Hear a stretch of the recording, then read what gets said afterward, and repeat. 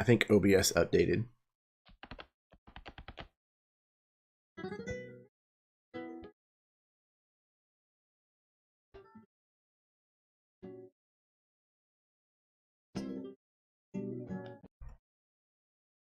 How about now?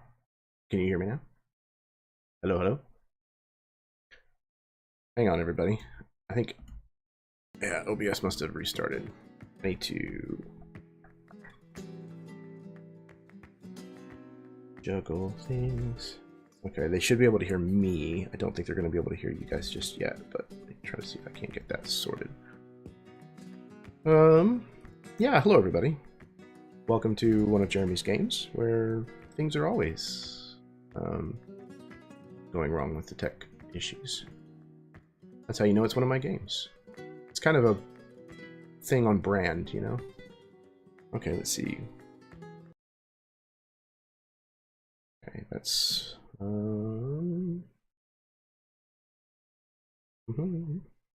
that needs to be this one.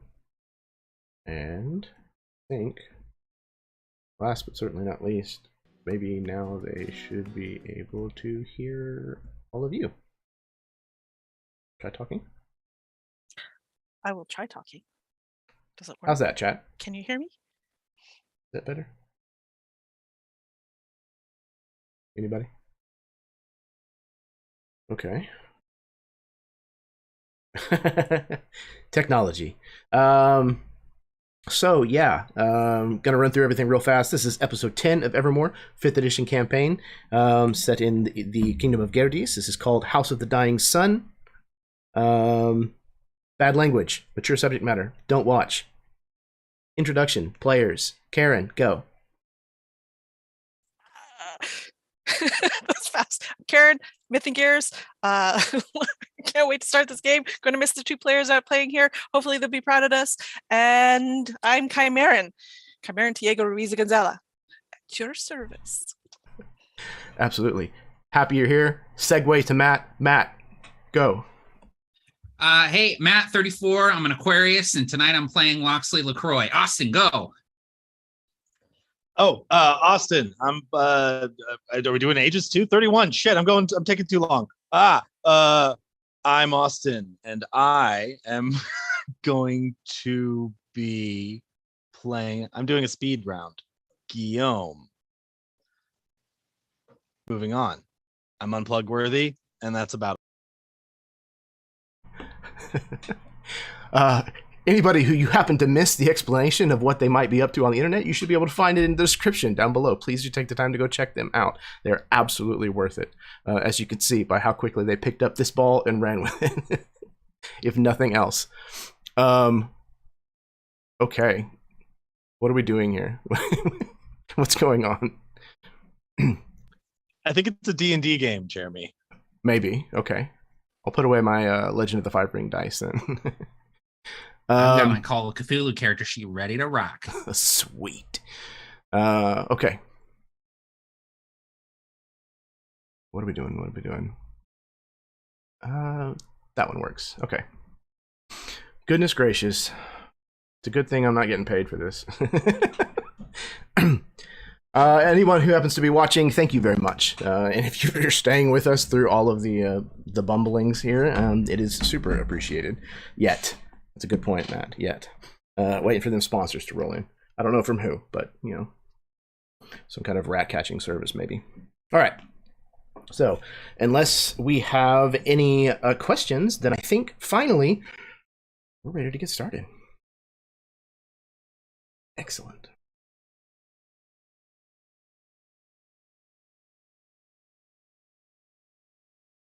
The light of the sun makes everything plain to see. It exposes the darkened corners of the places we keep in shadow. There are those who welcome this display of truth, seeing it as enlightenment, as long as that light is shone only on those around them. They tout the cleansing powers of revealing oneself in this way to their community. However, we should all remember that the sun itself casts very long shadows.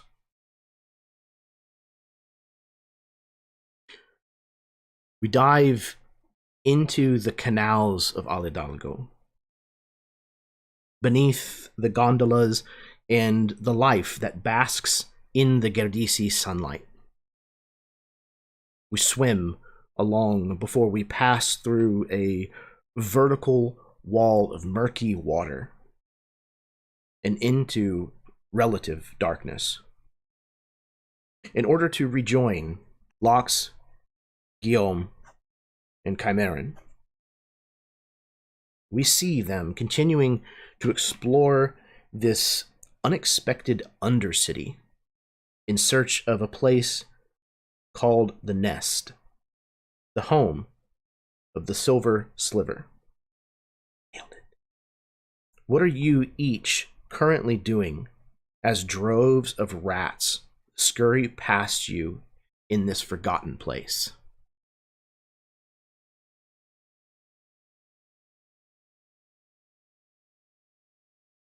Lox is in one hand, he is holding this blazing torch, and he's sweeping it back and forth to kind of create a bit of a path for them all to walk in. And in his other hand, he's holding this gleaming silver saber, whose edge is kind of rippling and shining in the light from the torch.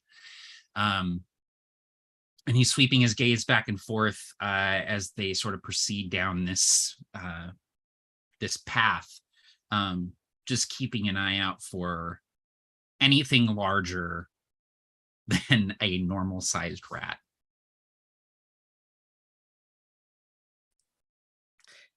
Chimeran is following Locks very closely,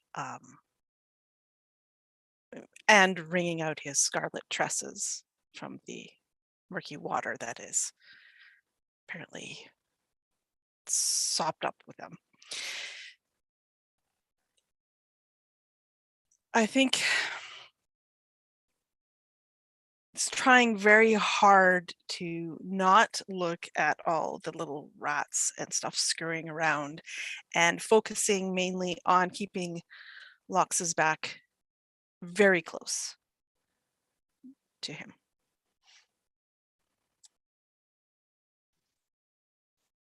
Yeah, Guillaume would likewise have finally gotten one of his selfish companions to give him one of their many torches.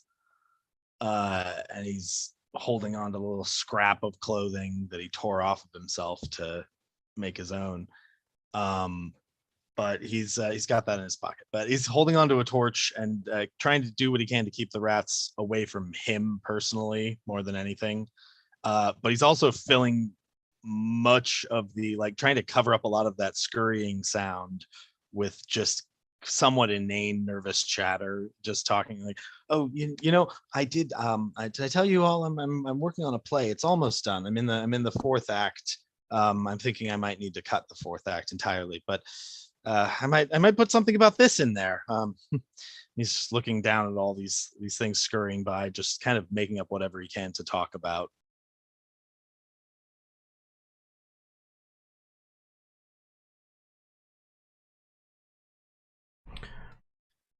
You continue to Did make... I ever tell you about the play that I was in? You act?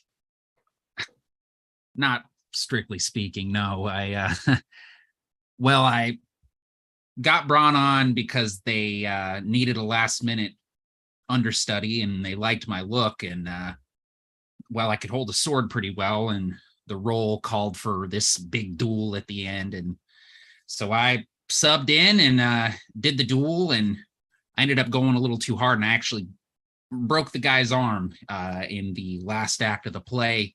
And the snap that resounded throughout the theater as his shoulder kind of popped out of its socket, I'll never forget that, and I don't think the audience will either. Interesting. And he kind of looks at you for a moment, like kind of a little like a different appraisal that he's giving you. And he's like, well, I might have a role for you. I don't know if you're interested. How do you feel about nudity on stage? As you're asking this question, he's like picking something out of his teeth with the tip of his saber. I mean, I'm not opposed to anything if the price is right. What does it pay? I'll have to get the play produced first, but I think that'll have to wait until after I'm no longer wanted for murder. Probably a good idea. It's the small details, really. I mean, you could use that and leverage it, famous criminal murderer produces play. I don't know, something. I would far prefer for acquitted murderer triumphant return to society. Or that too, that could work.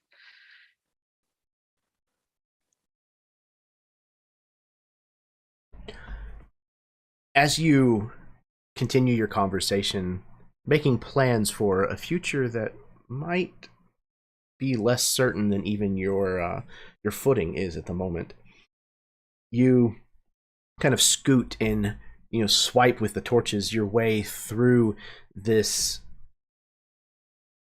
horde of rats at your feet. They again clamber up the walls, the sides of pillars and columns. Several places you'll see what looks like a small hill, pile of rubble, only to realize that it's actually a giant knot of these rats just climbing all over one another. No telling what might have existed underneath, but likely some source of whatever they're eating down here. Lox, you keep your eyes peeled, but you see nothing moving down here in the dark, aside from rats. The telltale pinpricks of pairs of eyes that kind of reflect that light back at you, as these little orange dots kind of in the darkness. The three of you kind of make your way through a number of buildings, essentially, the underfloor of buildings, and you see staircases that lead up to a ceiling and then are simply blocked off by the floorboards of whatever building exists above. You have to make your way from the front of one shop to the back of another through a hole in the wall. You may have to go up and down flights of stairs at times as you kind of make your way through this almost labyrinthine, kind of winding series of an undercity. You can still see sections that have either been fortified to the point where you can walk up and touch the same wall of water like you did before, and you have no problems bypassing that barrier. There's others that you come across, however, where if you walk up to it and tap the surface of the water, you don't make contact with the water. There's a hard, forceful resistance that your finger comes up against almost as if it were glass, but there's nothing physical there at all. At every one of these junctures, you see more of those kind of climbing columns of runes that have been carved into what basically forms the framework of any of these barriers. Are these ones different from the ones around the ones that are just water? Like, are they different runes around the ones that are just water versus the ones that have the hard feel? Yes, they are different. Okay, I'll start kind of copying those down too as soon as we get to them. As soon as we get to the first one like that, I'll try to copy them down in my notebook. And I know that we already had you make a roll for the ones that were the liquid surface, but if you want to make another Arcana roll to see if you can suss out what these might be for this I'd other love to type. because I'm pretty sure I rolled terribly on that, which is why I don't think it bullshitted was that great. whole aquaphobia thing. I don't generally actually- bullshit if I do roll well.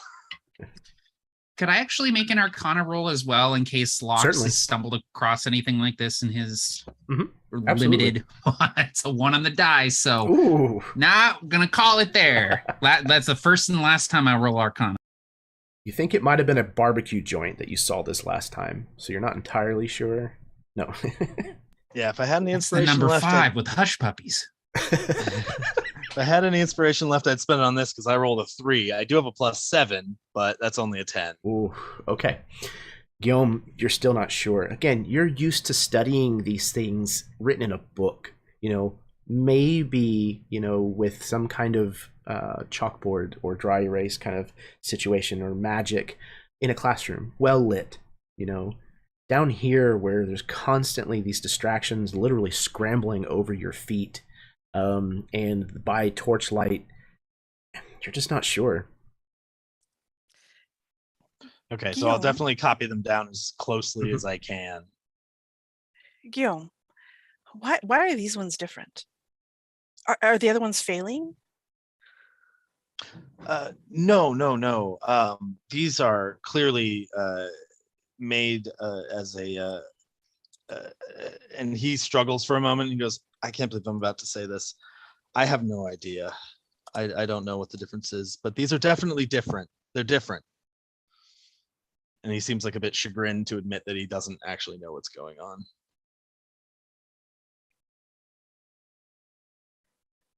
Chimeran looks like he was about to say something like derogatory or whatever, like make fun of you. But when you finally admit actually that you don't know and you're seem chagrined about it, the words just die on his lips and he doesn't actually say anything. Yeah, it feels like he might be too scared to bullshit. Like with all like this deep in, it was easier when we first got there. It felt like we had an easy escape, but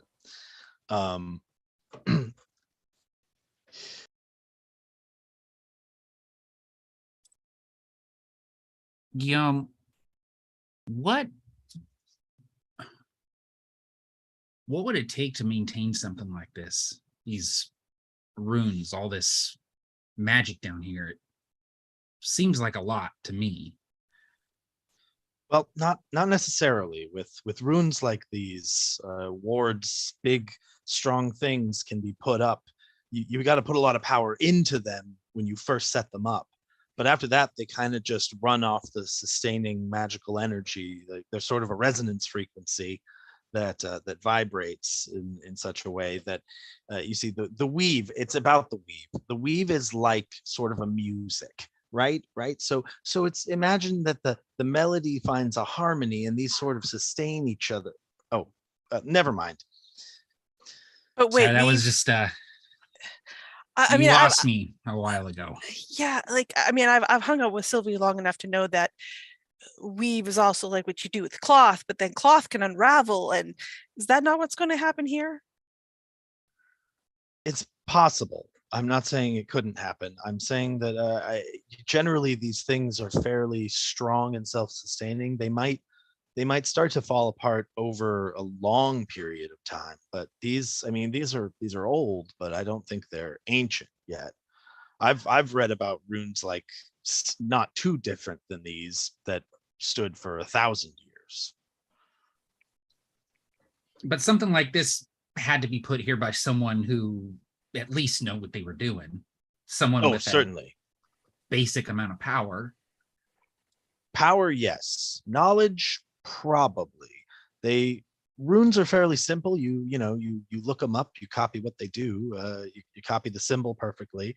There's a little more nuance to it, but as an alchemist, I think rune magic is a little, well, indelicate.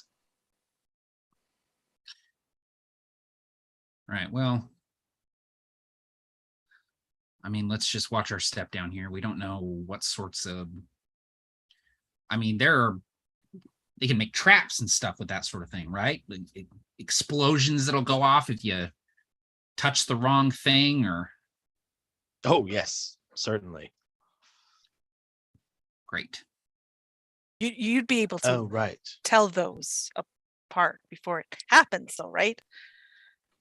I should like to think so. Besides, if there are any touch-based traps, these rats coming in and out would potentially trigger them, unless they were built specifically to deter humanoid. He thinks about this for a minute, like, well, never mind. Just don't touch any runes you see. How about you go first?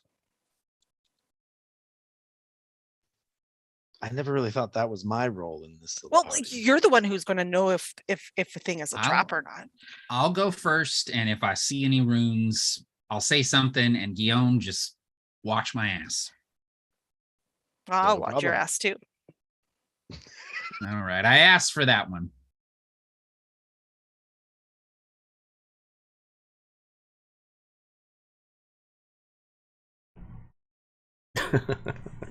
Perfect. So you continue on, kind of, again, trying your best to search the surrounding walls that at one point served as the decorative facades of buildings. Again, the architecture that you see here is much older than anything else currently in the city of Aladalgo. Even the buildings that are considered to be quite old in Aladalgo, things like cathedrals.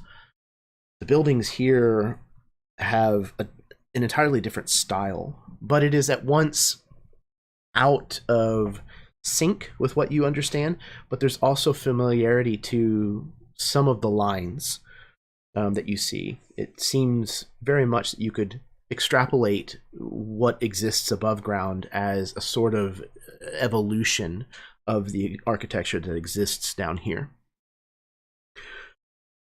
But as you continue to make your way deeper into this maze of corridors and buildings and streets, you eventually find yourself moving alongside a river of sewage. You can tell by the smell and the viscosity and the color of this flowing liquid that it is definitely different than simply canal water. Eventually, you find a pair of stone steps that lead up to another large chamber that seems, upon entering it, to maybe have once been a magnificent ballroom. Now, the beautiful tiled floor has been carved up, rebricked, in order to serve as a sewage canal as it passes through the room and cascades down between the two stairs on the other side, directly through a decorative banister that once made a handrail for this elevated platform. In this space, you find many walls where you're certain none of them have existed before. These grand archways that kind of ring this space, but many of them have been filled with these runes, these barriers that hold back water. Except for one. One of them has been almost entirely bricked over, save for a portcullis that you can see the passage continues on the other side of. This portcullis is very badly rusted, and you can see that just beside the portcullis there's a low clearance sewage tunnel that runs beside it, where the sewage kind of runs into this room before leaving between the staircases on the other side. You can see that while the rats have no problem passing through this rusted portcullis, that if you want to continue onwards, you're either going to have to find a way to open it, or you're going to have to swim through the tunnel to bypass it.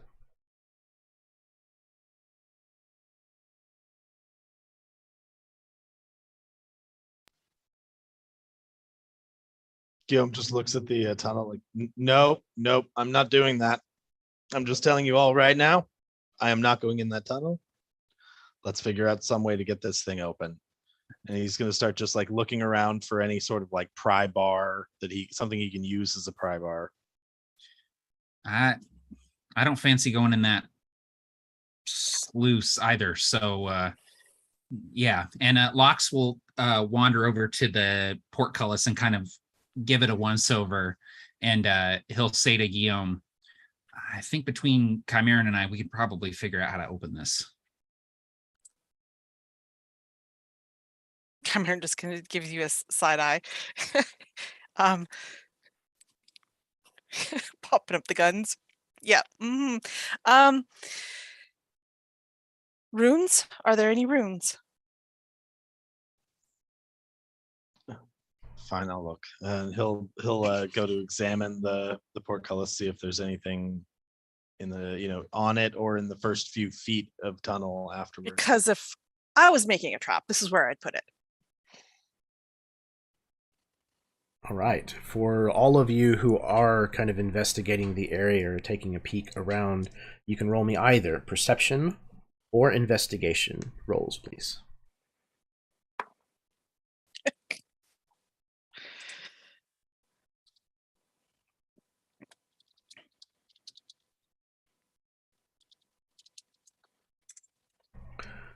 Seven from Chimeran. Okay. Probably not Chimeran. Okay, Guillaume's got a 17. Oh, another 7 from... I didn't even notice. Yes, it was the same number. Okay. So, Chimeran and Lox, the two of you are kind of busy maybe clearing out some of the rats in the area. And again, you've kind of decided maybe there's some runes that are somewhere on this, or could be, so you're kind of letting Guillaume do his thing while you're paying attention elsewhere. Guillaume, however, you are kind of investigating this area. You're kind of taking a peek around, and you don't see any carved runes here, especially not anything like what you saw kind of bordering some of these barriers before. But what you do notice is about 40 feet further down the hall, it's very dimly lit here, but about 40 feet down the hall on the wall, you are fairly certain that you see a lever sticking out of the wall.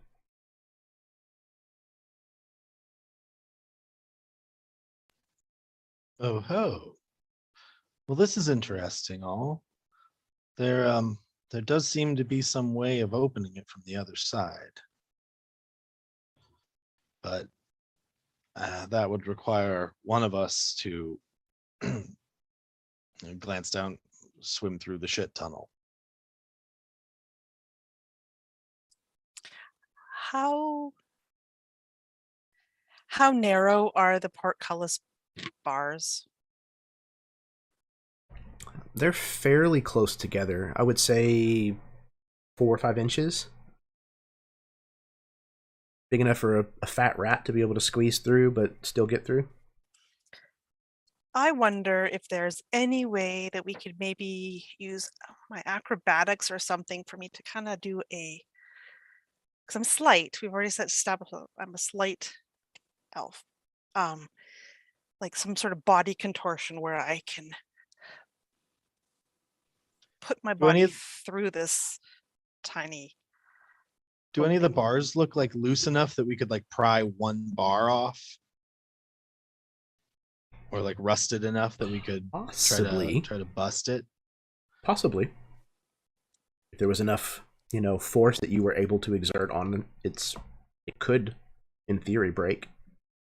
It does look like at one time it was steel, so it is a hefty thing, but it is absolutely covered in rust.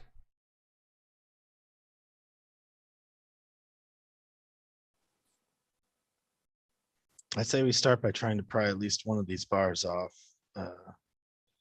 Try to make enough room for you.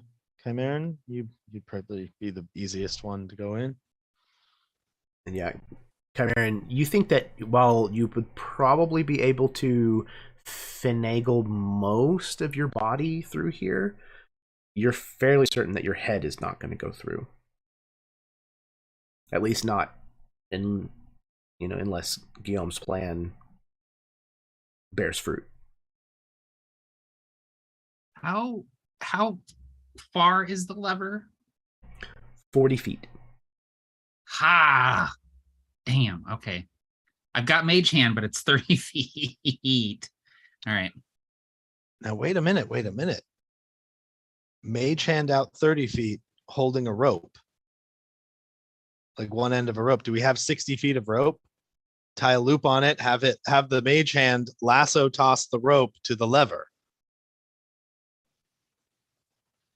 It's just so crazy it could work. I'm just sitting here watching Jeremy's face for any sort of indication of whether this.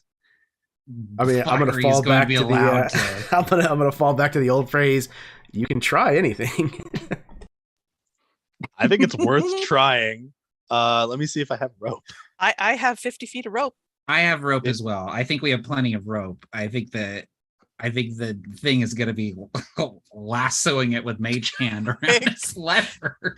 I mean, yeah, not going to be easy, but like, I guess I could just keep trying too. It's not like I run out of mage hand, but it might take me a few tries. We could just do isn't that like take a 20 or something? Take a 20. Like, yeah. Well, you can we'll take just 10 we'll just and spend 35, it. We'll spend an hour. Yes. Just throwing it over and over. I mean, I don't have a grappling hook, but I do have a crowbar if you want to wait the end that the mage hand goes on. I do have a crowbar as well. It's almost like We could also try partners in crime. prying. If you have a crowbar, we could just try prying Let's one of try the that bars. first, and then if That's that an doesn't easier work, solution. we can go with the fuckery. Let's do the thing that normal people would do first. It's a Guillaume response. All right, normal people. I need you to all make, whoever is doing this at least, to make strength checks. You can use athletics if you would like.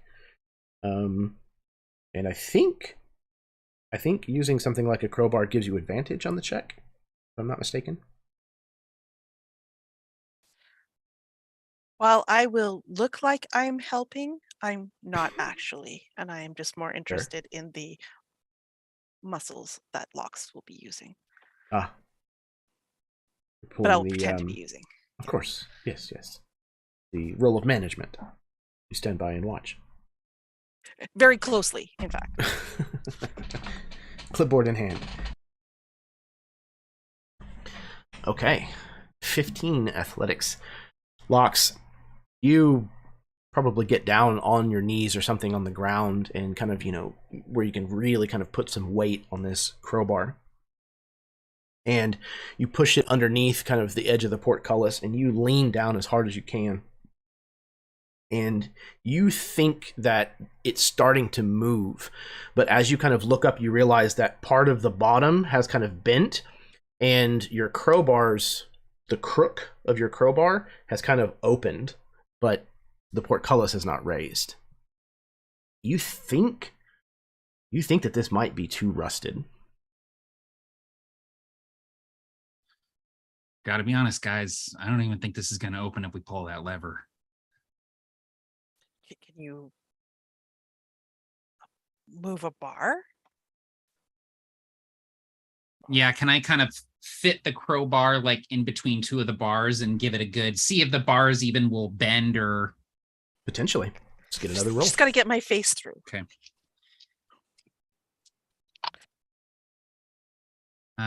That's another 15 athletics. Okay. This, on the other hand, you're able to, position in between, two of the struts or whatever, where it's going to be, the least supported. And you're able to bend enough that you think Chimeran might be able to slide through. So Locks will kind of like to the point where like sweat is kind of beating on his forehead and the veins and muscles in his arm and his back are just like, and it just goes.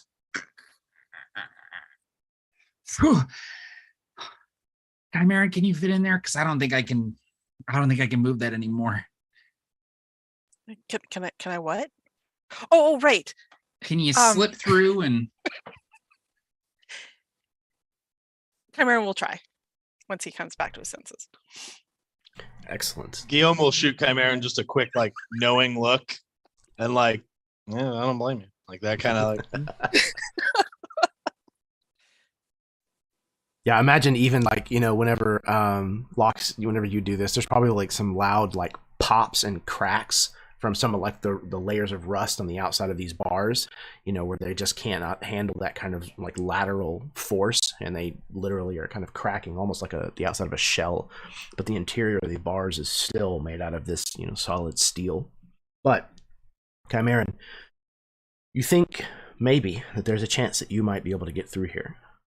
So I need you to roll an acrobatics check for me, please. Oh, my dice are not very happy tonight. That is a total of a 12. Okay. Are you trying to go in feet first or head first? I would say arm and leg first, because I'd go sideways. Okay. Head would be last. Okay. So you've kind of crouched down and gotten your first kind of foot through and kind of reached through your arm and shoulder, and you're kind of like working basically your pelvis and your stomach kind of through that opening. And it's about that time that all of you hear cracking and popping sounds again. And it takes you a second, and nothing more than that second, to realize that you've heard this sound before. Several of the rats are beginning to change their forms. All of you, please roll initiative. Oh man, I think that this is the first initiative roll in a couple sessions here, isn't it? I do believe so. Oh, great. It's a good one for me too. Okay. Let's see what y'all got. Okay. I really thought you were being sincere, Matt. I was like, oh, thank God, at least one of us rolled well. And you know what? I'm rolling physical dice for the first time in a long time tonight. I've been doing digital, but I'm about to start doing digital again. These dice are pissing me off. And this is like the highest I've rolled tonight on my dice. Dice hate me right now. Maybe just it'll be a getting all short of the session. bad rolls out of the way, and we're just gonna like dominate in combat. I guarantee it. All right. Chimeran and Guillaume, both of you, if you would, please roll me a d6.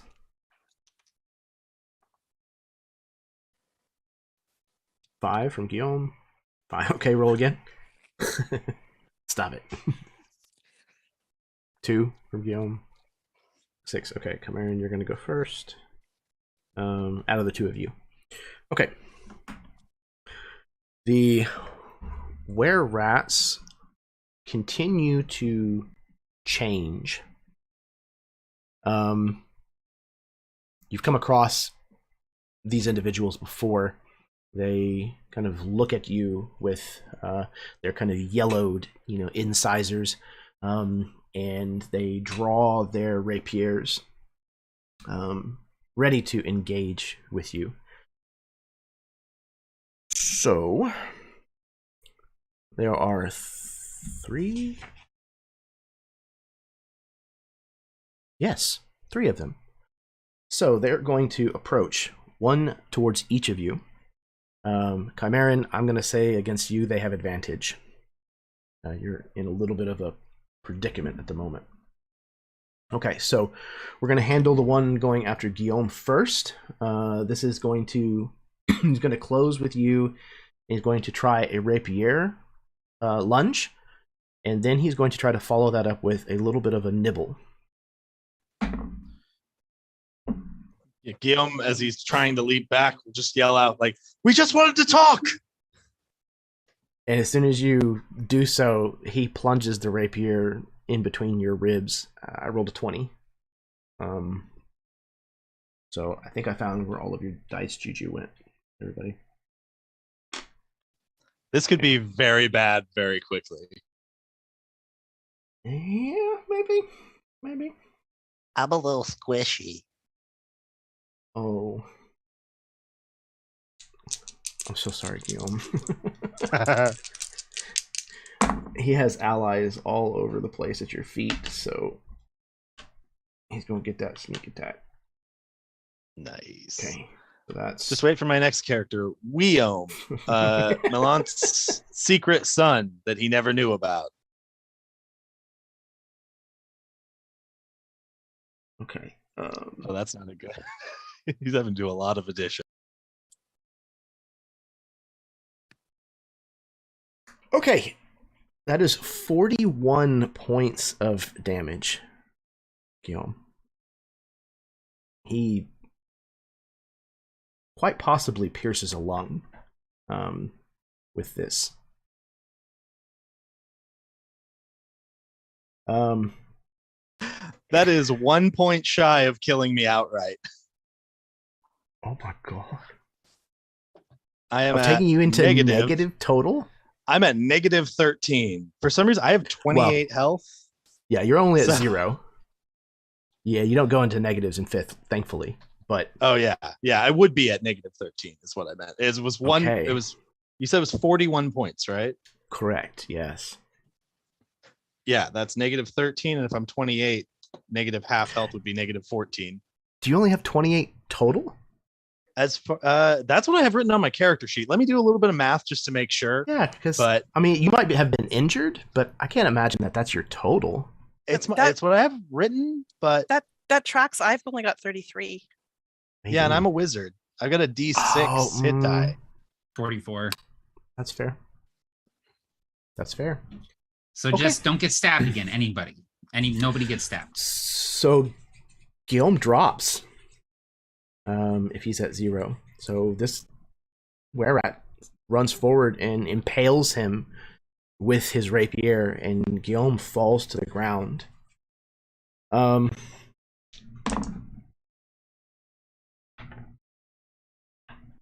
Guillaume, you don't feel this, but you're going to take your first failed death saving throw because this rat follows you down as like he kind of stabs you. You go against the wall, and as you kind of fall down the wall, he kind of climbs onto you and bites your neck before kind of like reeling backwards, your blood kind of like flinging from his yellow teeth as he kind of takes a sharp inhale, kind of rounds on the others. Okay, next up is Lox. Whew. Okay. Lox, he's pulling kind of a similar maneuver with you. He's going to try to lunge at you with his rapier and then try to bite you. What is your armor class? Armor class is 16. Okay, so he is going to connect with his rapier. I'm gonna go ahead and use my defensive duelist and add 3 to my AC for that attack. Okay. Putting it at So 19. 19 will... Okay, it will actually miss then. Perfect. Yep. Fucking Austin. Dope.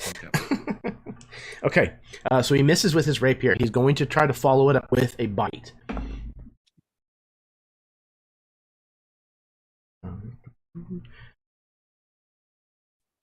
And you said the improved armor class is only for the first attack? Yeah, I think it's defensive duelist is just for that attack. So it's not like shield where it's for the remainder of the turn. It's just for that attack. Okay. So then his bite is going to land with an 18. Damn. Okay. So you're going to take piercing to the tune of 5 points of damage. And I need you to make a Constitution saving throw, please. Oh boy. 5 Constitution. Mm-hmm. I do have pretty good Constitution. 19. Okay, excellent. You're able to shrug off the effects of what this bite might have brought with it. Okay. The third of these were-rats comes after you, Chimeran, where you're kind of vulnerable halfway through these bars. Okay, it's probably going to hit, but what is your armor class? 15. Yes. Okay. he's going to hit with the rapier. Okay.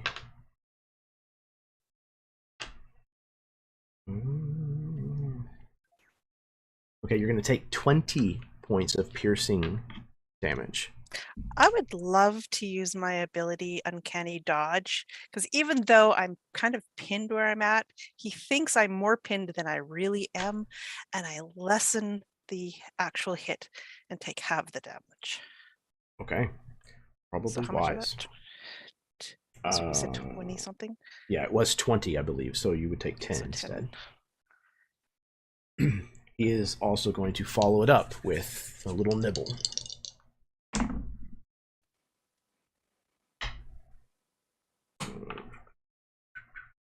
But he cannot make it connect, as there's just too much of you that is already through the portcullis. All right.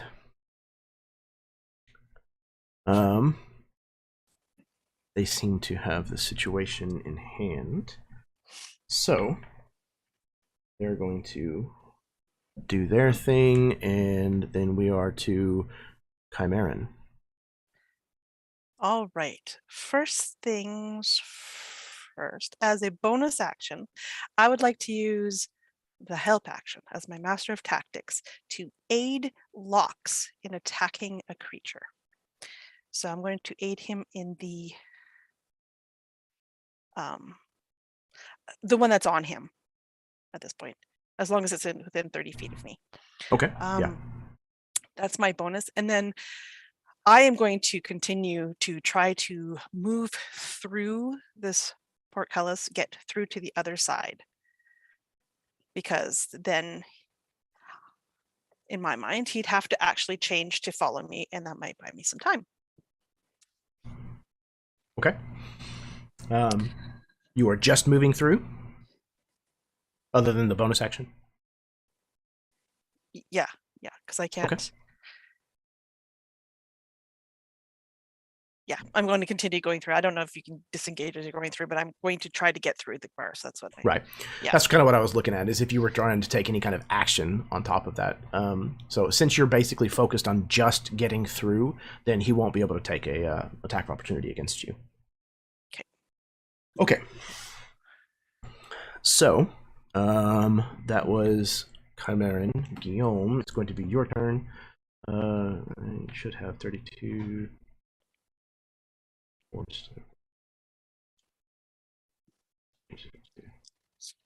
Okay. Good. I don't remember what we set HB at. I think we said average, but Yeah, I think you could. I think roll, and then if it's below average, you can take average instead. I think something like that. But okay. So with that recalculated, you are still at 0.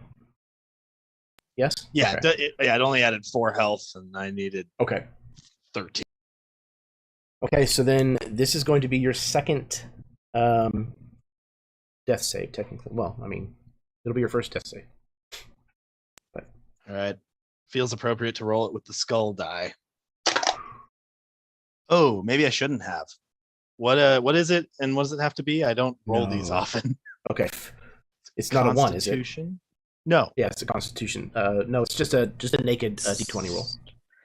Okay, so that's an 8, unfortunately. Okay, that is a second failure. 2 of Yep. 3. All right. How funny is it going to be if I die when 2 of our people are not here? They're just completely absent for the first character death of the campaign.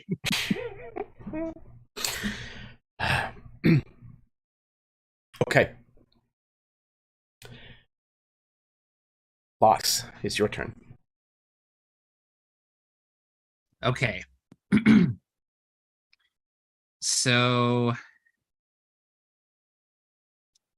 I'm going to attack the were-rat that's currently on me. And do I have advantage on that from Chimeran's help? I believe so. Or do I have a bonus?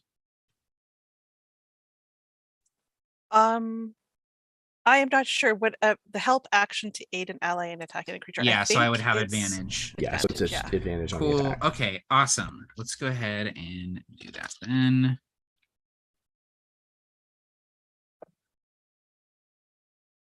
Uh, 13 on the die plus 7, 20 to hit.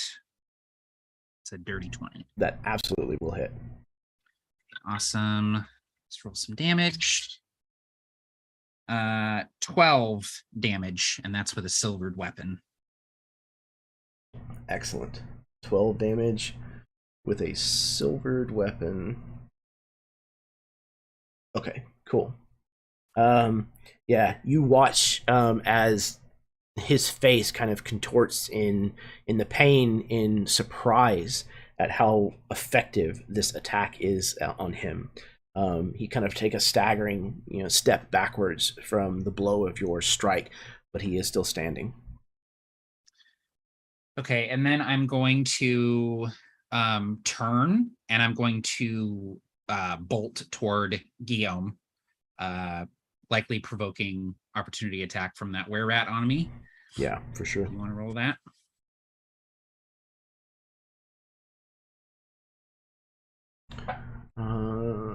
Barely misses you with a 16, so you can feel the tip of his rapier like scrape against your armor as you turn and run. Okay, cool. Meeting armor class isn't a hit. Didn't you say you had a 17? No, 16. Oh, okay. Then he does hit. Okay, I'm going to use my reaction to cast shield, giving myself a +5. And so as I'm turning and Nice. like showing my back to this were-rat, I bring my arm up, and as his blade comes down, there's like a shimmer of a peacock feather that sort of like unfurls into existence, just made out of light, and it kind of like the sword just kind of bounces off of it, almost like it's made out of crystal or something. And I will lunge toward Guillaume and basically engage with the were-rat that is on him. Not attacking, but just putting myself right next to him, hopefully trying to get the were-rat's attention on me as I'm lunging toward him. All right. That brings us to the bottom of the round, back to the top with these were-rats. How far did you move Chimeran past the portcullis? Did you stop just on the other side of it? As far as you would let me have gone in that action, yeah. Yeah, we'll call it maybe like eating up half move to get through. Okay. So you're 15 feet. My move is 30, yeah. Okay, cool. So yeah, you're 15 feet past. Okay.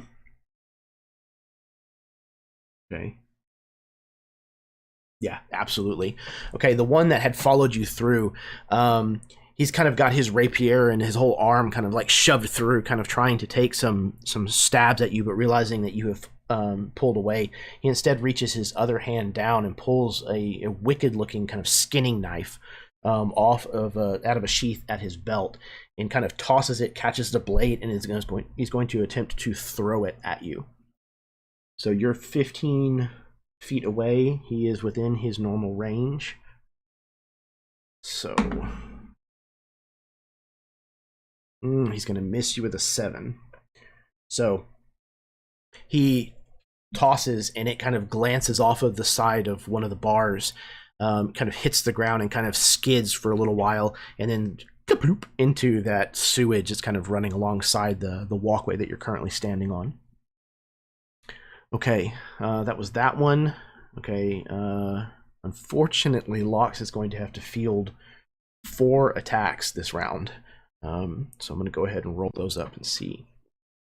Does AC with a 16? Oh, it's 21 until the end of his next turn because of the shield. Okay, that's 1 rapier miss and a bite miss as well. Number 2 misses with his rapier, and his bite is also a miss. Okay, though Lox has kind of thrown himself into the fray with 2 adversaries this time, kind of standing, I imagine almost like straddling over like Guillaume's kind of form, kind of slumped against the wall. You're almost able to kind of use Guillaume's body to kind of put a little bit of a buffer on you at times, and you're able to move your footwork around where they can't quite keep up with you, and they miss all of their attacks against you, Locks. Okay, that is their turn.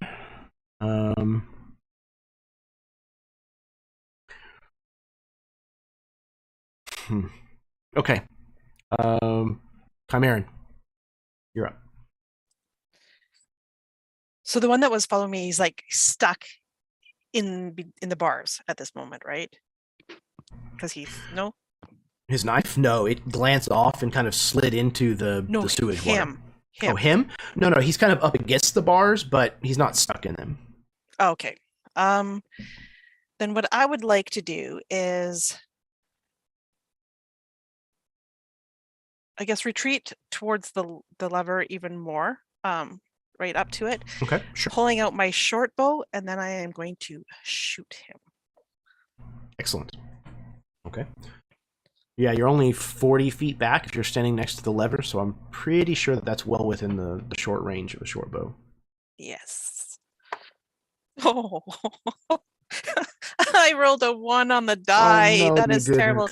Can I use one of my inspiration to absolutely. pretend that didn't happen? Okay.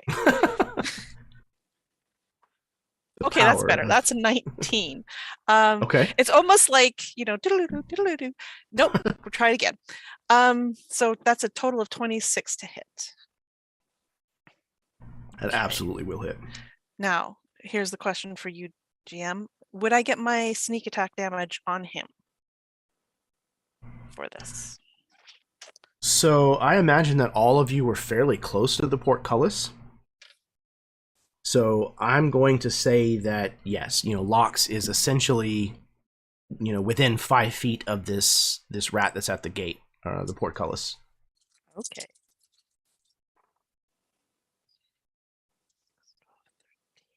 So 17 points of damage from that bow, that arrow.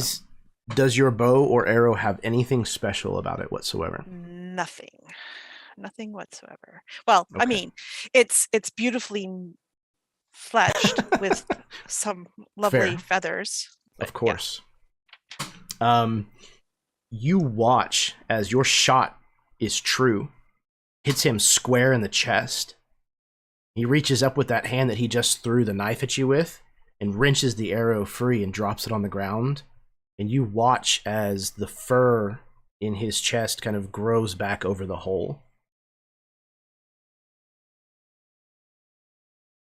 Damn. Bonus action. I would like to use it to again aid Lox in attacking the were creature that is on Guillaume. How close did he have to be, you said? Oh, sorry, it has to be within 30 feet of me. So yeah, So- no, I'm too far away. Well, maybe. So you were at 15. You moved back to 30, so that's 25 feet. So you still have, you'd only have the 5 feet. So I think he's I just went back out to of range. the lever. Yeah. Mm-hmm. So we will not do that. I will. Oh, it's dark in here. Yeah, maybe. It is. I'm going to try and hide as a bonus action. Ah, okay. Yeah, absolutely. So go ahead and roll stealth. 21. Okay. All right.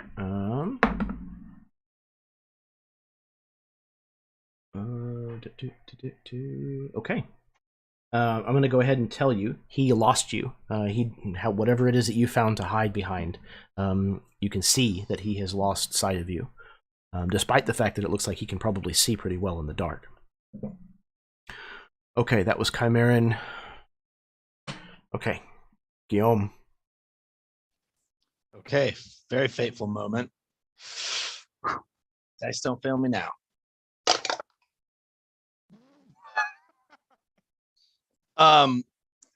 Guillaume spits out a bit of blood, and you hear him just barely gurgle, "Letter, father,"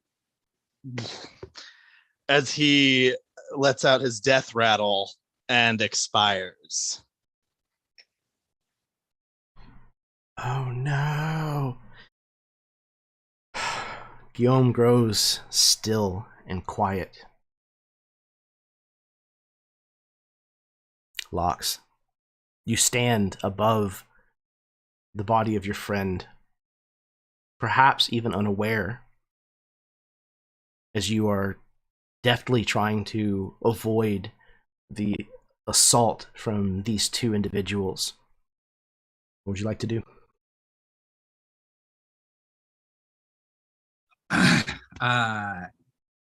Lox is just shouting at Guillaume, unaware that he's already gone.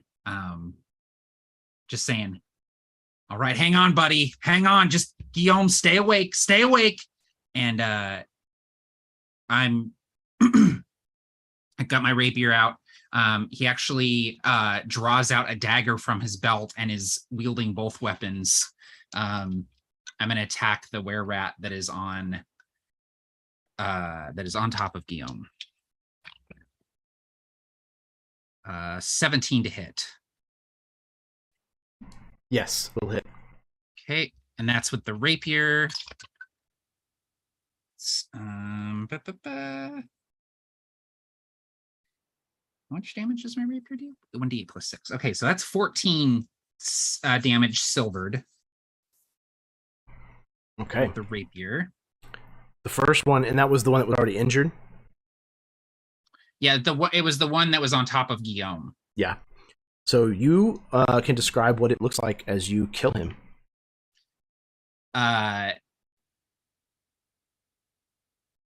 So I think that Lox is almost kind of out of control as he's fighting here, slashing wildly with both weapons. And at first, the were-rat is kind of avoiding the attacks or parrying them. And then his sort of like relentless assault on this creature, eventually the were-rat can't even keep their sword up. And Lox just steps beyond his parry reach, drives the silvered sword into the rat's gut and puts the dagger up under its chin, and then just like kicks the rat off of both weapons.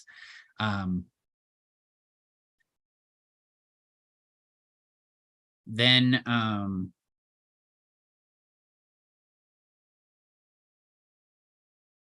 yeah, he like shoves this rat off of Guillaume and will probably like drop down next to Guillaume.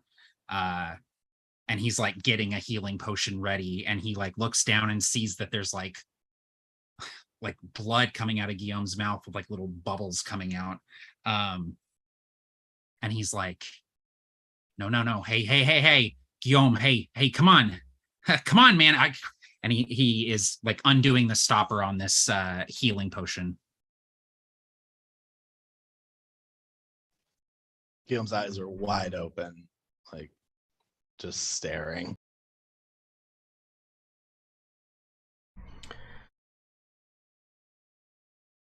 Okay.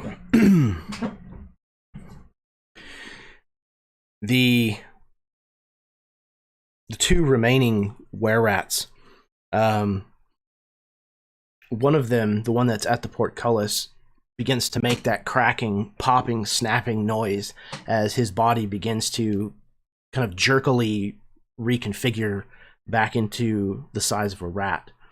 And he blends into a crowd of rats that is kind of coming and going through the portcullis.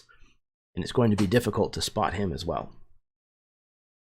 The other one, still standing over Guillaume and now Lox as well, is going to take his 2 attacks at Lox. Lox. He stabs at you first with his rapier. And he's going to hit with a 23. Oh, man. All right.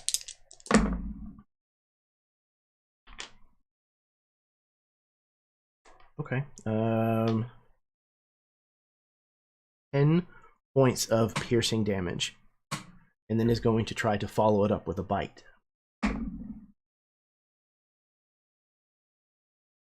16, so he's going to hit as well.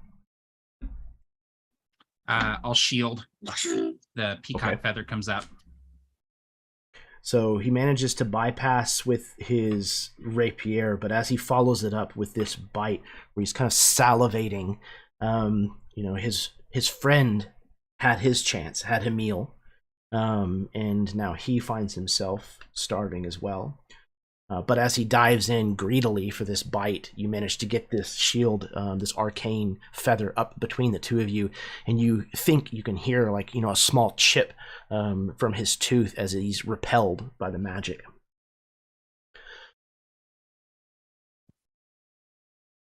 Lox and Chimeran, both of you, if you would please roll perception checks.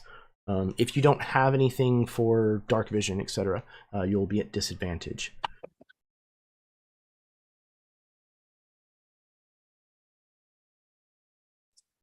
21.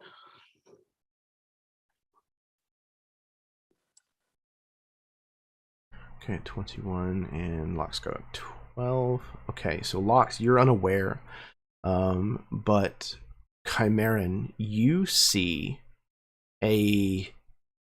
another individual, what you're guessing must be a were-rat just by the general shape of the silhouette that you can kind of just barely make out against one of these columns that's climbing and roiling with rats.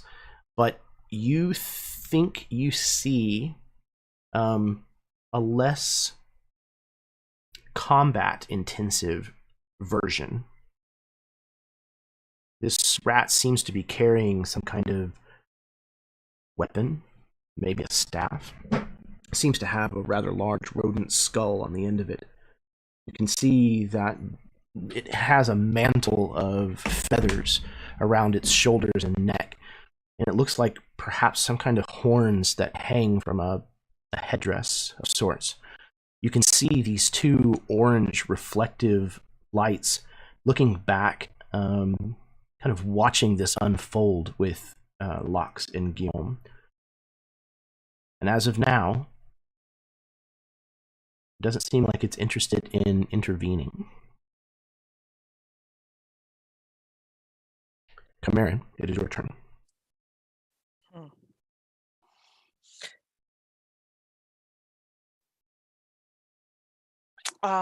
Having lost the rat that I was initially fighting, in amongst all the other rats, I'm going to turn my attention to the one that I can see, because I am unsure about the one that you just mentioned. And if they're not acting, I don't want to be too hasty. So I am going to shoot my arrow at the one that is on Lox. And I am hiding, okay. So I get advantage of this, right? Yes. Mm-hmm. Yeah, he has a little bit of cover from you just because of the angle, but it's only a +2, so.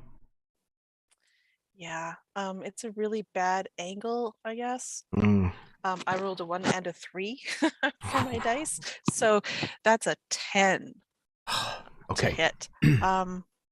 So I'm going to follow that up with some beautiful tactical advice for Lox and do the bonus action of helping him in aiding to attack that creature that is on him. And if I have to move up, I will move up so that I can use that. So I'll move up closer so that he's within. Yeah. Okay. Absolutely. Yeah. It's just a 10-foot step kind of thing, and he's within your range, so you're able to then kind of get that advice over to him, and that brings us to Lox's turn.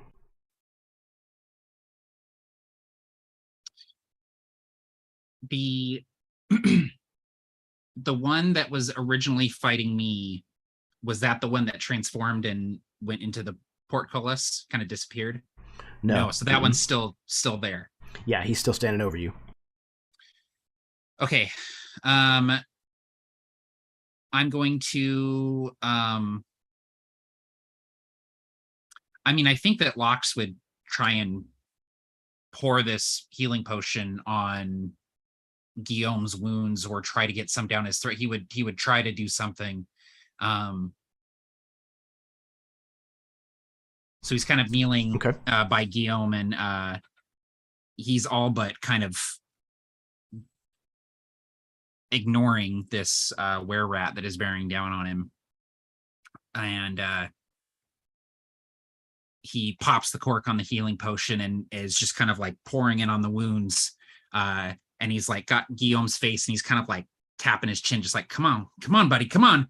And trying to put some healing potion down there. And it's just kind of spilling out over his lips.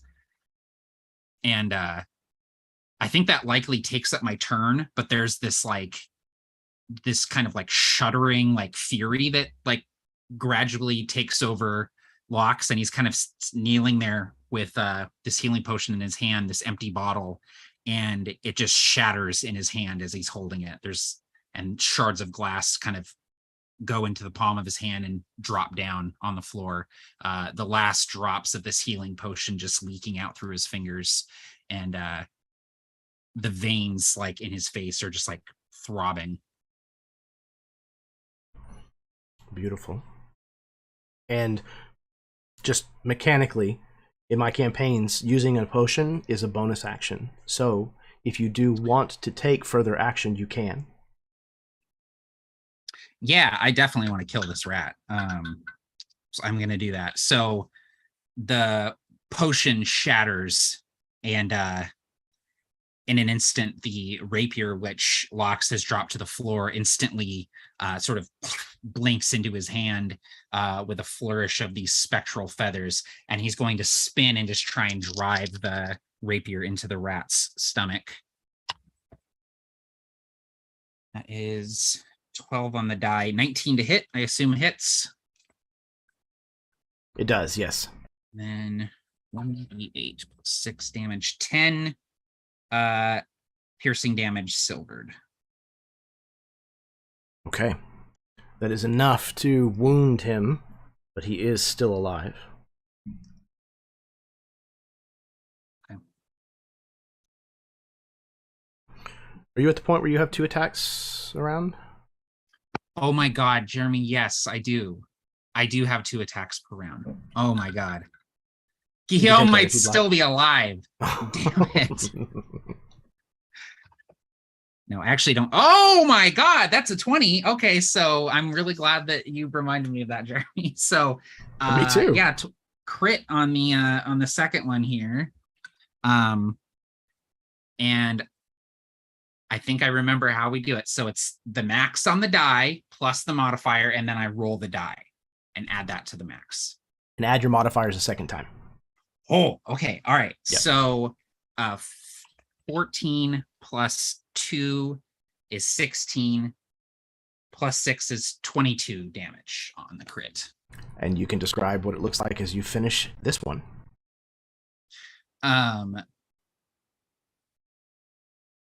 So Locks kind of spins in like this half knelt position next to Guillaume's body, drives the saber into the were-rat's gut. It kind of doubles over, maybe even drops its weapon.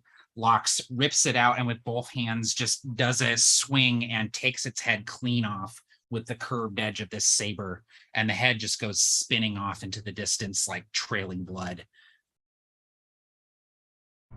We hear it hit somewhere in the darkness, and it kind of skids to a halt. And by the time that it stops its inertia, it is returned to the face of a human. Its eyes kind of bulged in surprise, and its tongue lolling out of its mouth. Its body collapses to the ground. The figure, in the darkness, whispers, "Enough. Take your dead and leave this place."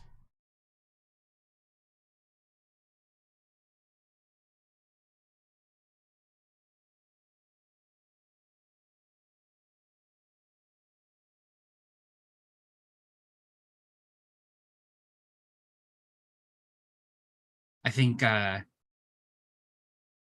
Ox is just standing there, blood dripping from his saber. He looks over at Guillaume. And he looks to Chimeran. We have to get him help. If we get him up top, they can help him, right?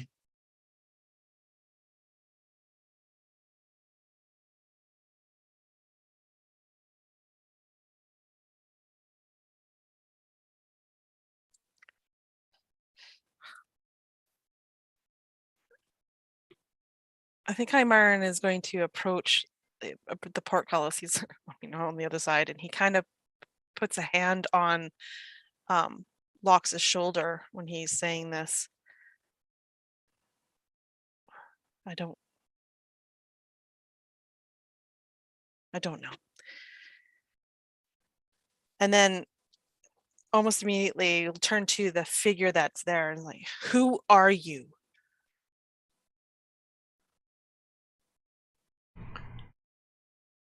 Figure from the darkness calls back, I am a part of the Silver Sliver.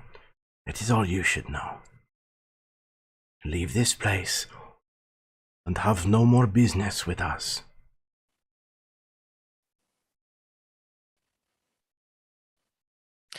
Whispering to Lox, I think we should do what he says at this moment. Report back to the rat. And he'll stop in case, the hearing is, in case he has like super hearing or anything, and just say, grab Guillaume. And then with that, I think I'm going to try to get through the portcullis again. You notice, as you're saying this and kind of making your way back through the portcullis, that the swarms of rats have now kind of moved away and are just sitting there, kind of staring at you, not moving any longer, but they've given you a much wider berth than they have been.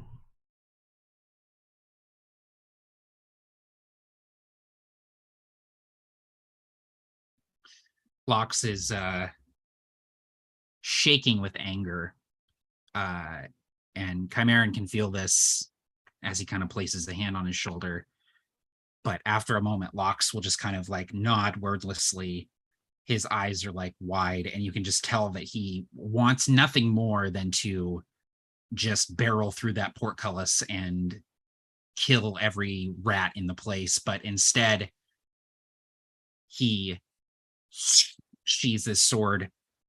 He will scoop up Guillaume. He says, come on, buddy, and put him over his shoulder. And he nods to Chimeran. And then he will look down the hallway, and I imagine that that this figure is kind of like standing at the very edge of Lox's like dark vision. And so he just sees this kind of like shadowy figure with these like burning coal eyes. And he just says, I'm going to see you again real soon.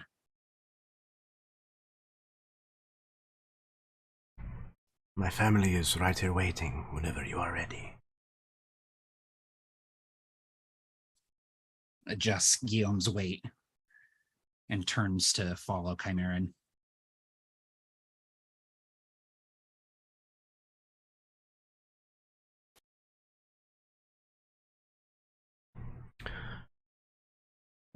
Where is it that the group reconvenes? Where is it that the two of you and the body of Guillaume are awaiting Sylvie and Vera?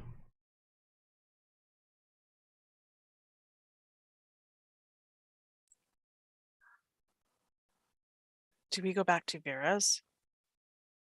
Or do we go to Sylvie's? Yeah, or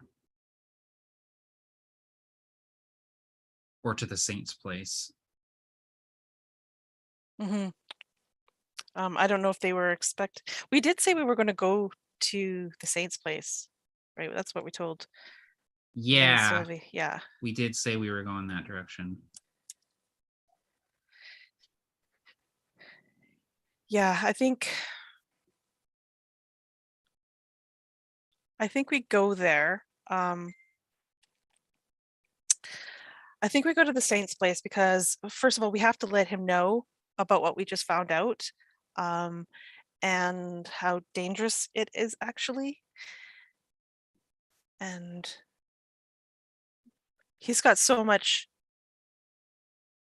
like under in his repertoire or whatever. Maybe there's something he could help, or at least know what to do. And I don't really want to take his body up to the top world quite yet, because he's still wanted. And what we could do is we could send a missive to Vera's establishment, letting them know where we are.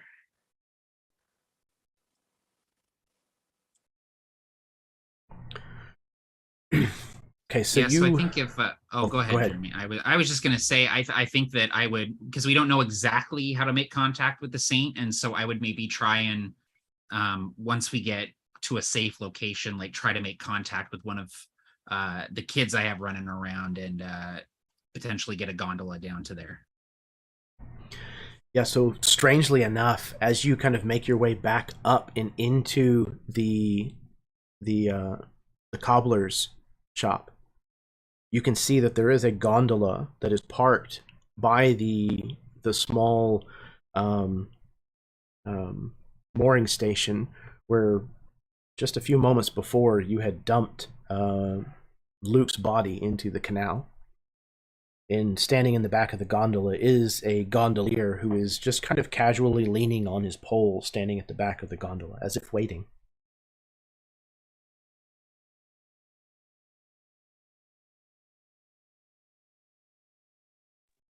Can you take us down to the saint? It is Armand who has sent me. Lucky enough for you.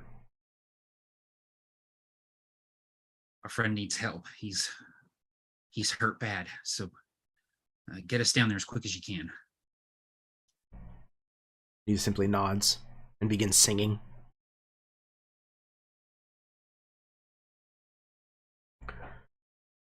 You begin making your way through the somewhat familiar route of the canals of the city of Aladalgo, approaching the curtain of roses outside of the florist's shop, where the gondolier engages in this romantic calling up to the window, where the florist then appears at the window and returns, the other side of this duet.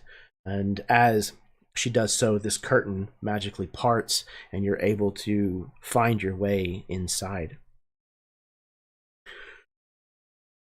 You make your way back to the tavern. The were-rats that are a part of the Saint of Rats' family, they don't interfere with you. It's obvious that you have been accepted as a part of the family, and they allow you to pass. You're able to make your way back to the tavern, and as you move into Armand's office, perhaps even clearing a table to, put Guillaume onto, Armand, with concern and worry in his face, approaches to see what might be the status of Guillaume. And as he moves to him, he kind of puts an ear down to his chest and then kind of looks at the two of you. I don't understand.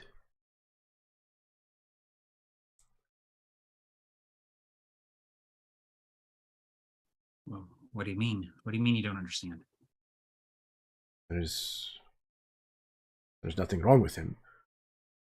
He reaches down and tears open his shirt, and where the blood stains the fabric of his shirt, there is no wound behind it. Guillaume, how do you reawaken?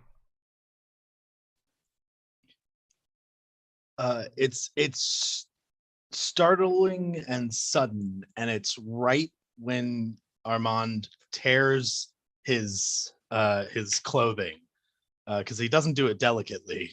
He probably does it from the the knife like tear with a hole that's already there, and he awakens with this just rasping gasp. It's like, hey, my shirt.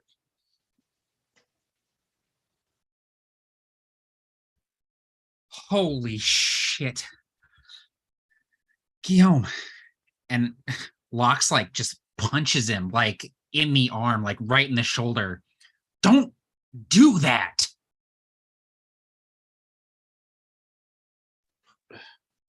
What? He like looks around like, where? Wait, Armand? What happened? That's a very good question. You were brought here, and I was told that you had died, but, well, kind of like gestures towards you. Guillaume, you smell so much down here. You smell so many foods, but more than that, you can smell the individuals in the room with you. You could almost know who they were with your eyes closed, just by the smell.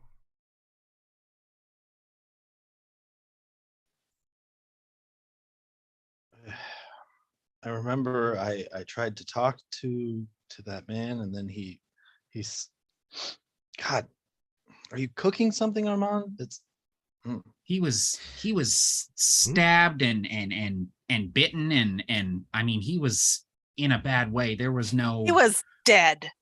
He Locks. He was dead. He was mostly dead. Yes.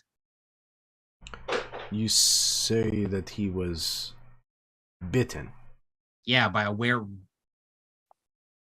rat. He was bitten by a were rat. Aha. Armand kind of looks towards Guillaume with a little bit of a smirk on his face. How is it exactly that you feel, Guillaume? I mean, he kind of rubs his chest. I feel pretty okay now. Seriously, are you cooking something? I'm feeling kind of hungry. I don't know. I guess, could we open the door? It smells a little. There's some sweat, and Locks, are you carrying? Do you have a bit of pie in your pocket? What? I might. Who's asking? It smells like beef and rosemary and potato. I don't know. I'm hungry. Here, well, just I was saving it for later, but here. And there's like a little hand pie he holds over to you. oh, thank you. Yes, I did just die. And he holds it up, and he holds it like this for a minute, and he just like nibbles on it for a second, very rat-like, and then kind of realizes that he's like being a little odd, and he just starts trying to like tear it apart and tossing it into his mouth. Wow, this is so flavorful. Okay, Armand, well, I kind of looks to the other two of you. This is going to be difficult to explain to Vera and Sylvie because they probably just had a totally normal evening without us. You went after the silver sliver with just the three of you. Well, I thought it was a bad idea, but Turns out it was even worse of an idea. We wanted to find where they were located, and we ended up getting in a little too deep. It was a bad call, but we did find where they were located, and Luke's no more. Well, On the one hand, I am sad that it had to come to such an end for El Pescatore. However, on the other hand, it is an end that I think he facilitated. I'm glad that it is a weight that you will no longer carry around your neck, Lux. Yeah, me too. Okay. This is all well and good. But that still doesn't explain. You said I died. What? How could I not be dead if I died? Like, I remember there was a moment of black, and then there were some colors, but Guillaume, how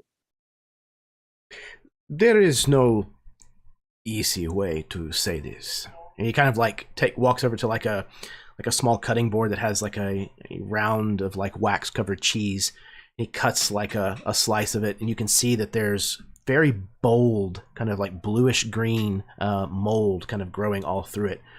He walks over and places it in your hand kind of carefully. But you are one of us.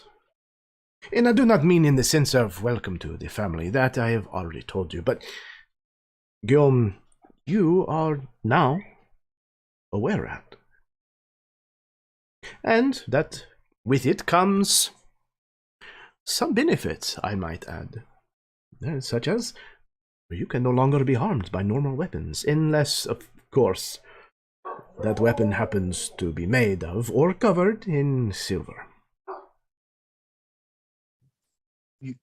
you think that I'm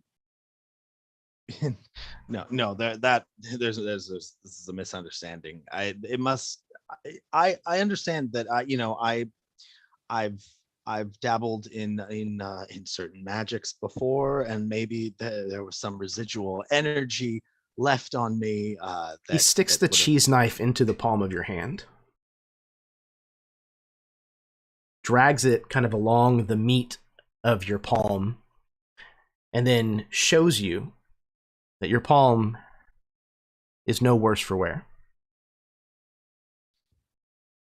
Guillaume will just stare down for a second. Fuck. My father's never going to understand this.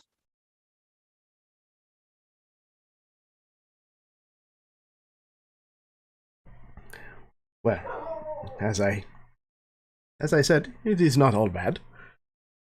There are certainly benefits that come from this kind of change, and I do understand that it may be difficult to deal with at first, but I promise, and he kind of like claps his hand on your shoulder, that you can come to terms with it and lead a very normal life. Not that this would be any indication. And he kind of like gestures to the area around him. Okay. I'm gonna look at the upsides. You just stabbed me in the hand, and while that did hurt, that was not comfortable. Thank you. Life is full of doesn't seem to discomforts. Doesn't seem to have done any lasting damage. And he just like, you can just see that the wheels are turning. Like he's wrestling with this, but like in a way that has taken even Guillaume's words away. Is he going to be able to change? Like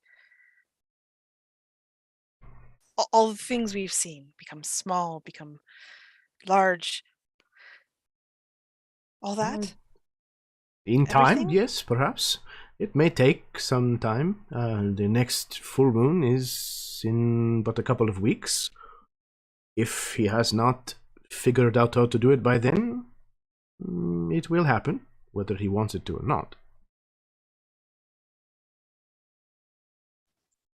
I don't mean to sound rude, Armand. I understand that this affliction, this lifestyle suits you well. Is there by any chance any, I hesitate to use the word cure, because I don't want to make it sound like I think what we're dealing with is anything to be fixed. But if I wanted to fix it, could I? He kind of sighs a bit. Yes, there is a cure. The magics are not easy to come by, but they do exist. If you would like, I can look into it for you.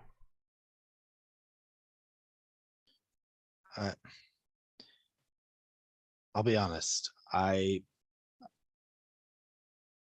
need to think about it, but I might be interested. Does it have to happen before before I transform? I'm kind of curious what transforming is like, and if I can do it and then still decide to cure myself, I would appreciate knowing. If you wait until after your first full moon, the curse is a lot more difficult to break. Ah, very well. So What? I suppose I'll have to figure out how to transform before the full moon. You do have time. And if you need the help, then there are plenty here who would be glad to try to teach you, though it is different for everyone. Well, I think I should like to learn. I have a question. If he had to die to change, if he gets cured, would he be then dead? That is not a question that I can answer. Though I have studied religion for a long time, that is something that I do not know. Oh, well, that certainly makes the monthly random transformations more of an appealing option, oddly enough.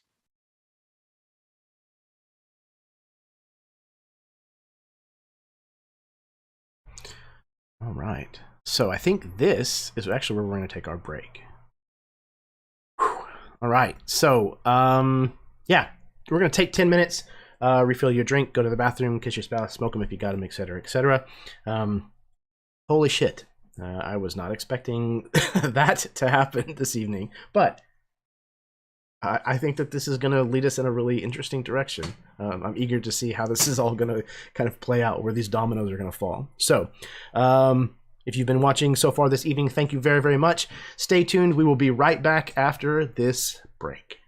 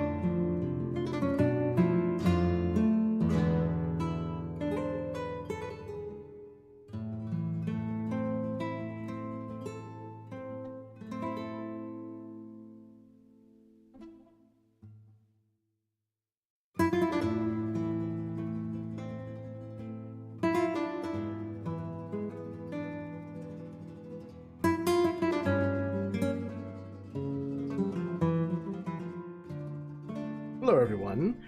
Welcome back to get those out of the way. The Erasmus Expeditions.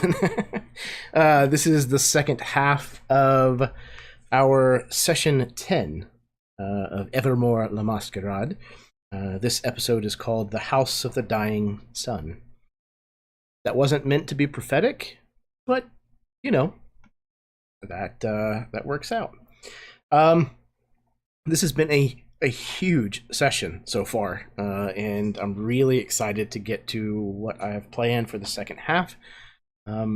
Obviously, Em and Kenya, we are missing you very much this evening. I would have loved to have seen both of your reactions to the things that have unfolded thus far, but I hope that both of you are enjoying your evening off and look forward to when we can reconvene.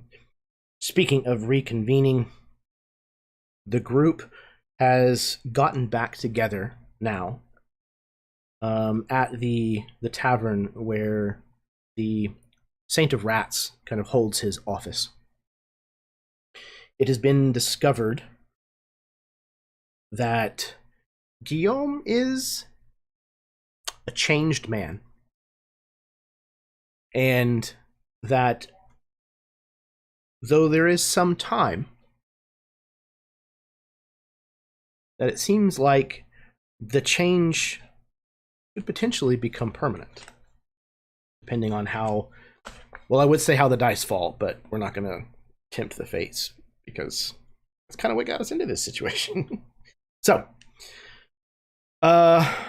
we find the three of you meeting back up with Vera and Sylvie. And this, I think we'll probably play this out in a little bit more detail whenever we have everybody back together, the kind of reaction to this news. But you have a little bit of time to be able to plan and discuss what's going to happen the night that Lavinia goes for a dress fitting in Sylvie's shop. Sylvie and Vera are both planning on being in attendance with that to help fit Lavinia for a dress. But while Lavinia Strozzi is away from home, I believe the plan is for the three of you to do a little breaking and entering. So, I'm interested in what the planning and the discussion surrounding that event is. What is it that you're looking to try to accomplish before that night? Well, I imagine that Chimeran and Guillaume have some real in-depth conversations about disguises and who would be seen in Lavinia's house. Because I'm assuming, Guillaume, you'd know kind of the people that could come and go, maybe. Well, I don't know. This is Guillaume I'm talking to. He may or may not remember the servants or whatever, but definitely having conversations about disguises, because that is quite up Chimeran's forte, is to disguise themselves. And I think that would be the first step in the plan of trying to get in there. Yeah, does Lavinia still live in the same place she did when I knew her? Yes, indeed. At least to your Okay. knowledge. I would say Yeah, it's so probably I'm been at least a month since any of you have been there. Because I'm assuming that Guillaume has probably been inside before. Whether he remembers any so. of the servants is up to whatever you'd like me to roll. Yeah, I think that it's very possible, very likely, that you would have at least run into a few of them. Whether Guillaume remembers any of their names, that's up to you. Guillaume's like, wait, what? They have names? There was the one that brought the tea. He had a mustache. I remember that much. I think I can get his face. The name not coming to me right now. There was a lady too. She cooked, and he's like saying that with like an amount of uncertainty.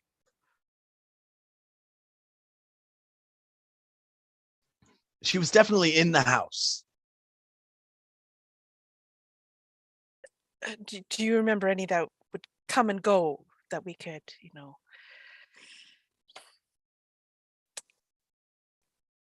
when they Ugh, leave, we can go back as them?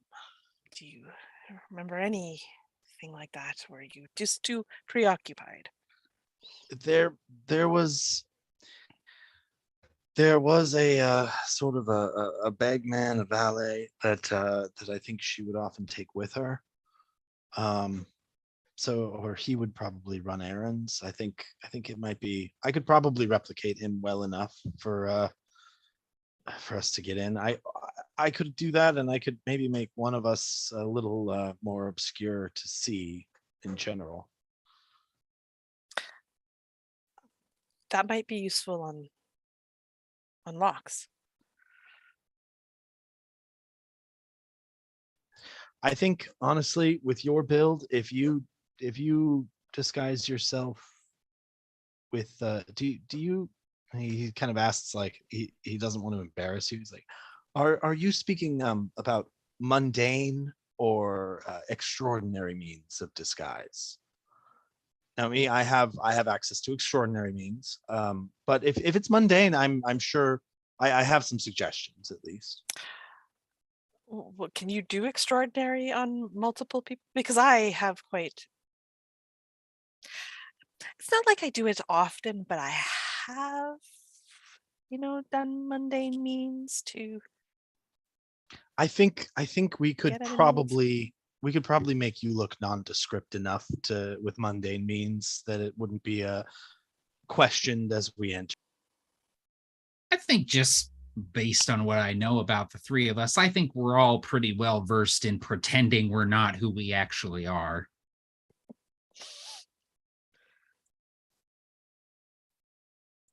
Chimaran puts a shocked look on his face. Oh, what are you saying? I've just never seen Chimaran put on an act. I know you can do it, Lox. I've seen you change your gait. Oh yeah, real good at gate changing. He is. I've seen him do it. He once impersonated this officer.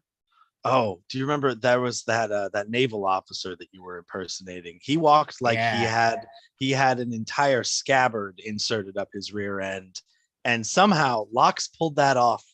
I was master. I appreciate it.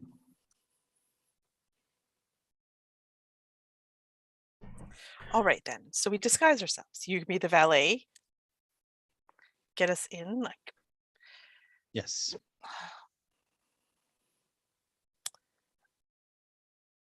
Was there, I don't know, some other.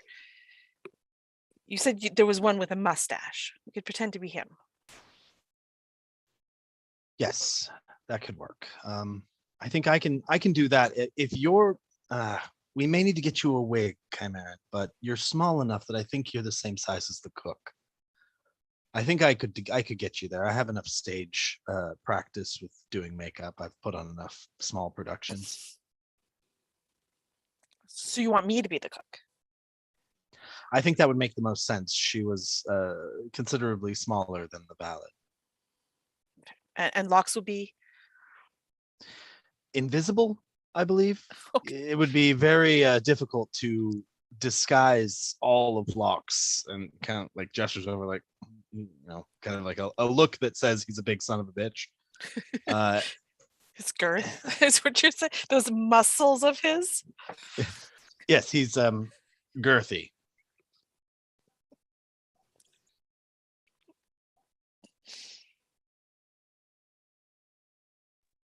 I'll just stay out of sight, and if anyone catches sight of me, I'll just pop them on the head. Oh, wait, let me see about this. Hold on. And you see Guillaume like tense up his whole body, and he seems like he's concentrating really hard. And he goes, no, I'm still not a rat. Okay. I think I might have an extra hair on the back of my hand, though. I'm getting somewhere.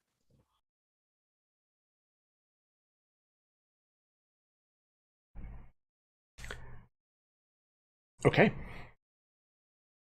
So it sounds like then the plan, as I understand it at least, is that Lox is going to stay out of sight. And if anyone approaches, he's going to give them a good night kiss. I believe, but my actual plan is that I'm going to cast invisibility on Lox, Okay. so that he is very out of sight. Perfect. And then Guillaume and Chimerin are going to disguise themselves to look like servants that Guillaume recalls the look of. And then they're going to hope that that is enough to permit them entry into the house. Is that as far as the plan extends? Yeah, Now, because I think we wing it. The only difficulty is if any of the servants are in the home at the time. Perhaps we cause some sort of distraction, try to get them out. Might- Exactly. They must leave so we can go back in. We'll only have Right, a short period of perhaps. time to do this. Oh, it'll be difficult to get all of any servants that are left inside out. I don't think she has that many, but perhaps we give them some sort of a message requesting their presence immediately for some urgent matter, or an evacuation notice for some reason. Or we could forge a letter from Lavinia's hand asking for her valet to do something for her with the cook. Requesting the cook, the valet bring the cook to some remote location for to provide catering for some impromptu event she is throwing. Yeah, some maybe dignitary that she was trying to impress and she needs her to drop it off. This could work. I've never known Lavinia's servants to question even the most inane orders she's given. There was one time that and he kind of looks at both of you like, actually, never mind. And you could tell that it's something like personal or sexual that he was about to divulge about what they had the servants do.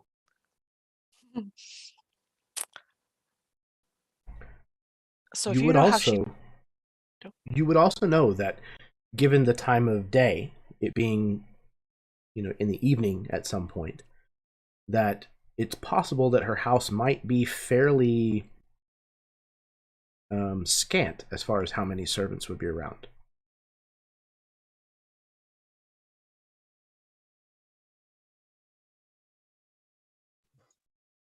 Perhaps we just try to go in, stay quiet.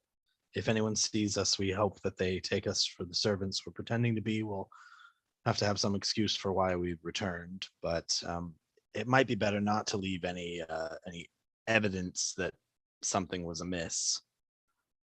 Lavinia is not quick to forgive, as I am evidence of.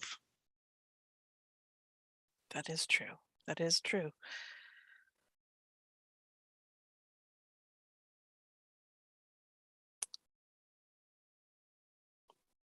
Yeah, we just go in and... Once we're inside, Jeremy, I'm wondering, like, how well do you think Guillaume might remember the layout of the house? Mm. Or is there some way I can? Yeah, roll a... Why not? We'll call it a history check. A personal history check. Okay. Actually, that's not bad at all. That's a 19. Oh, okay. So you remember it quite well. Okay, so yeah, I remember Lavinia had a strong box of some sort that she kept in her bedroom, but I know the layout pretty well. I spent a bit of time there. He just tries to gloss over that. I think we should be able to search it pretty effectively if we know what we're looking for. What are we looking for? Any evidence of her misdeeds? Obviously, anything that links her to the murder that she clearly committed. We're looking for that evidence and also evidence about what actually she is. Well, I suppose if her bedchamber has been replaced with a coffin, we'll know.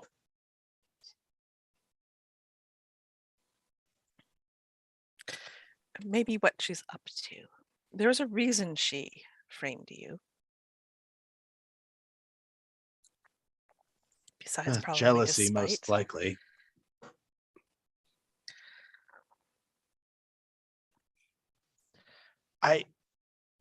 Things didn't end on the best terms, no, but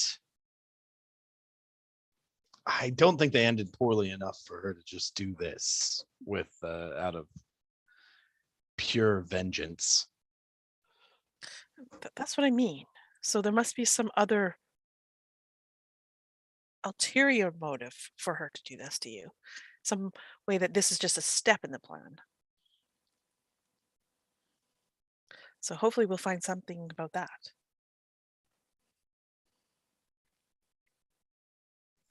Who she's Indeed. working with.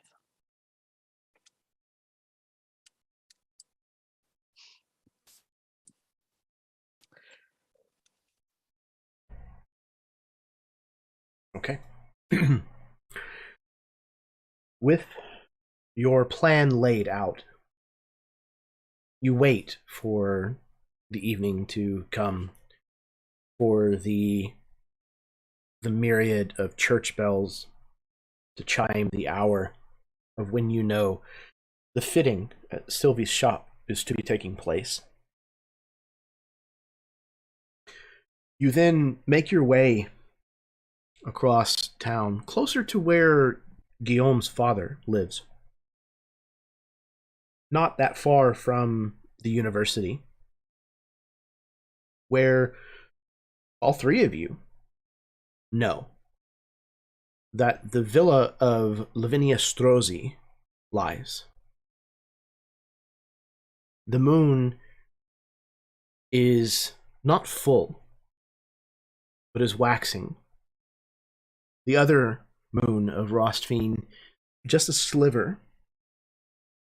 But the two of them combined bathe Aladalgo in a misty glow as the temperature begins to change. The nights are becoming warmer as you are approaching spring, and with it Mardival. You can see that there are a few candle lights that are shining from within the house, but the light is struggling to escape. It lends an ominous look to the building as you approach. Guillaume, you would know that there are 3 entrances to the villa. The first being the large double doors that serve as the front of the villa. The second in a walled garden or courtyard that's kind of next to it. And the other, which is the one that the servants typically use to come and go, towards the back of the villa. Yeah, Guillaume would lead everyone to the servants' entrance. That seems like the most inconspicuous one to enter through. I do just want to point out that Chimeran disappeared for a little bit to change into the costume that we have for him. And when he came back out, even to you, Guillaume, you knew who this is, but he looks remarkably different and very, very much like the cook. Yeah, Guillaume is startled a moment when he first sees you, because he has just a moment to think like, oh shit, is the cook somehow here and like with us? They somehow figured it out, and then he like realizes like, no, that makes no sense. He goes, oh, wow, Chimeran. Well, you're a lovely lady. Why, thank you. And she'll give a curtsy.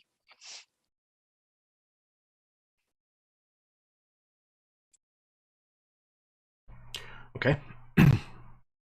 So, is the plan for Locks for you to go ahead and enter with them, or are you posting up outside?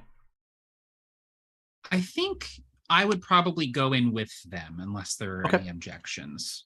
And I don't know if you two are going to split up, but I would probably try to stay as close to the both of you as possible, just kind of like staying in the general vicinity, but otherwise staying out of sight. Yeah, the last alley right before we reach the estate, Guillaume will have turned to you and waved a hand over you, and this sort of like thin tendrils of kind of clearish white smoke would have enveloped you until they were completely surrounding you, and you're seeing everything through like just this slightly smudged perspective, like looking through like kind of like almost foggy glass, but you are completely invisible. While you're doing this, we're kind of like standing very close to each other, and Locks would just kind of say quietly as you're sort of like preparing the spell, "Hey, are you all right?" I'm going to be honest, I'm a little freaked out, but the whole not being able to be stabbed and killed ever again thing is looking really appealing. That was a scary few minutes, having that sword run through me and knowing that can't happen again unless the blade is silvered, which is not something that most people tend to carry with them. That's a little comforting. Well, sure, but I don't particularly expect you to do any stabbing me through the chest, so I'm not worried about it. Well, Locks, I'll just keep track of it. I gotta tell you, I know you probably don't know what this is like. You're a strapping young lad, but I've always been on the small side, and I've never been particularly adept at fighting, and I've always had a little bit of fear about that. And I have to say, it's a little refreshing to be walking around with a little less fear. Well, a bit of real confidence suits you. Just don't let it make you reckless. I have no intention of being stabbed through the chest with a silvered blade either, so I'll try to avoid being stabbed altogether. Still, obviously I'm not great at it, but I'll continue to attempt. And at this point, I think the wisps have kind of come up to Lox's head. He's like in the midst of disappearing, and he says, "Well, just give me a holler if you need anything." And his head kind of like disappears. Now, be careful, Lox. Any sort of strong swing of your sword could dissipate the spell. So only swing at things you have to. Okay.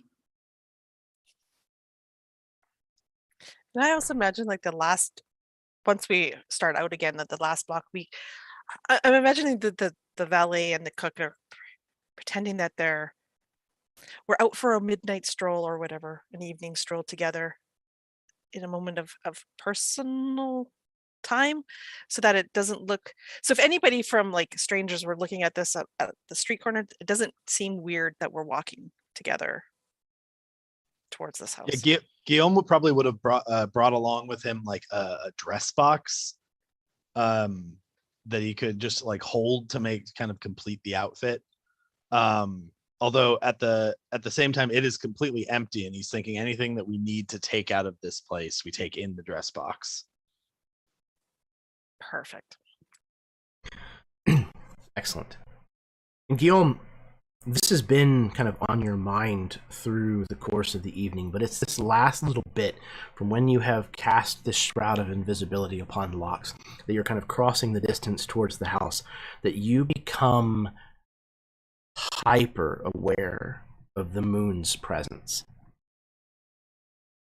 You don't feel necessarily any kind of difference coming over you, but it's just kind of one of those things where you find yourself constantly kind of casting your eyes that direction. almost like you're being watched. And the smells in the city are so much more pronounced. And every little noise, you find yourself almost twitching and kind of glancing in the direction of some sounds that you can't even see the source of. But as you cross to Lavinia's house, and you approach this rear entrance where the servants would come and go, what is the plan here? Are you going to attempt to just simply walk in? Are you going to knock or ring the bell? Are you going to attempt some other way of entry? I'm assuming that this is where Chimeran's skills come in, and Guillaume will sort of make as if he's like fumbling for keys in his pocket while he tries to kind of cover Chimeran with that combined with the dress box that he's holding to try to like block a little bit of view while he goes to work. The disguise was so good it fooled me even. Well, for all intents and purposes, right? I'm assuming we went to the back side, right? The servants' entrance. Yes. Mm-hmm. Yeah, and so Chimeran and Design anticipated that we're just going to kind of walk in, but if the door is locked, then I'm prepared to try to open it with my skills. Okay. As you try the latch on the door, you do find it to be locked. Okay. Then I'll pop out my trusty little thievery tools and go to work. Actually, quick question, Jeremy. This is totally up to you. Would Lavinia have ever given me a key? And if so, would she have changed the locks since we parted ways? So, I think it's entirely likely that she had given you a key. I don't know if she would have changed the locks or not. You know what? I definitely don't think I would have a key to the servant's door. Yeah, that's what I was gonna say. I don't know that it would be to this door. I think it's plan B. If we can't get the lock open, okay. Then Perfect. He'll reveal just to say that we can go to the. Perfect. All right, so Karen, this is probably going to be dexterity based, and then if you have proficiency in thieves' tools, then you can add your proficiency bonus.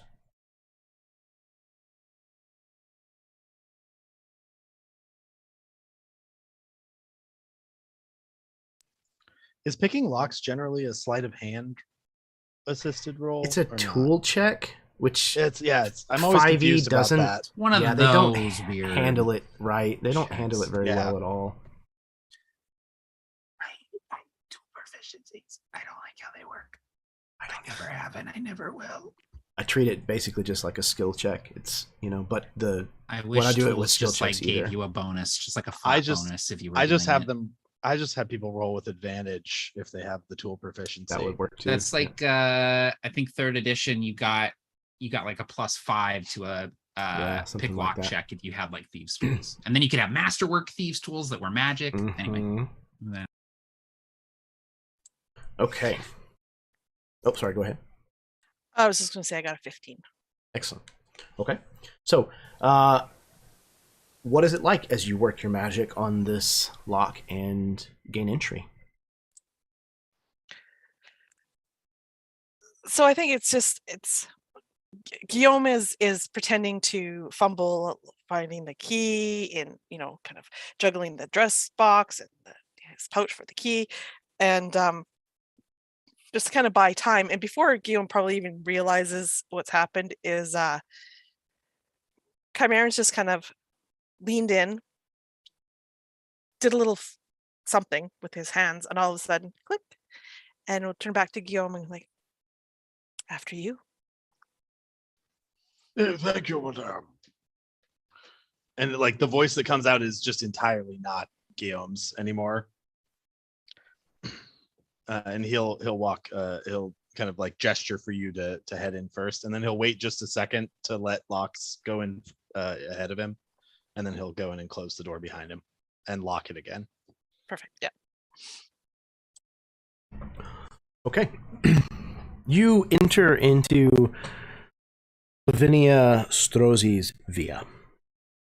As I said, it's been at least a month since any of you have been here. And while not all of you may be as familiar with these halls and rooms as Guillaume might be, I think, at least to some degree, the other two of you are at least somewhat familiar with the interior of this place. You make your way through the place, and at some point,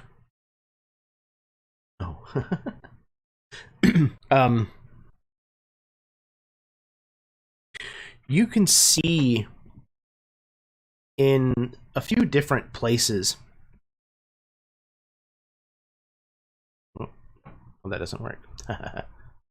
Hold on. You can see as you roam around the rooms that this house is eerily quiet. It is evening, so it might not be entirely unusual, but you don't hear anything in here, save perhaps for the sputtering of a candle here or there. You see in a few places the emblem of Lavinia Strozzi, this stylized lotus flower. You see it present on a few things, always very discreetly, almost hidden in whatever design that you might be looking at.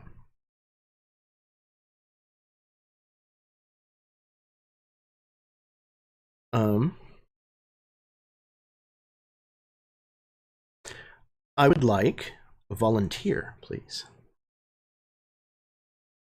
Karen, I saw your hand. Okay. Karen, what is it that Lavinia's family's wealth has derived from?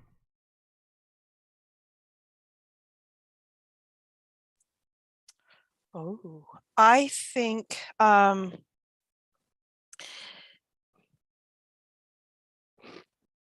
it's actually from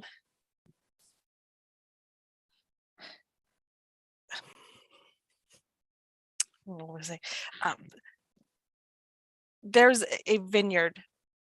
This area has lots of vineyards, and I almost imagine that they have been in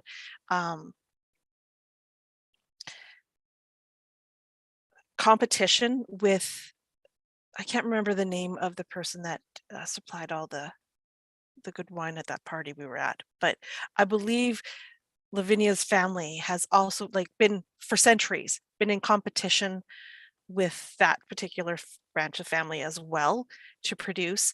And what it's done is it's made both of the families up their games. So the renown for this vintage in this area has grown considerably in other parts of in other parts of Gerdes. So it's exported out of the city because these two families are just kind of trying to one up each other with their special concoctions, what they add to their wine, etc. The range of products that they produce. Perfect. This, you know this because Lavinia's parents spend the majority of their time away from Hidalgo, kind of touring the rest of Gerdessi, selling, looking for potential buyers for this wine that they sell. And you can see the evidence of much of this throughout the house. There's no shortage of wine bottles. However, you see a lot of them that seem to be just empty and standing around on various furniture and just kind of left out, half drank, uncorked. Each one of you notices that the rooms that you pass through are still and quiet and dark. Some of them have candles lit, but all of them are shuttered, and the drapes are drawn closed in each of the rooms. Chimeran, it is you who notices that these drapes are different than the ones whenever you were here last. These drapes are heavy, very thick material. And where they have been drawn closed, you can see that kind of hastily, not with a practiced hand, that these drapes have been sewn shut. And it's that way in every single room that you come through that has windows.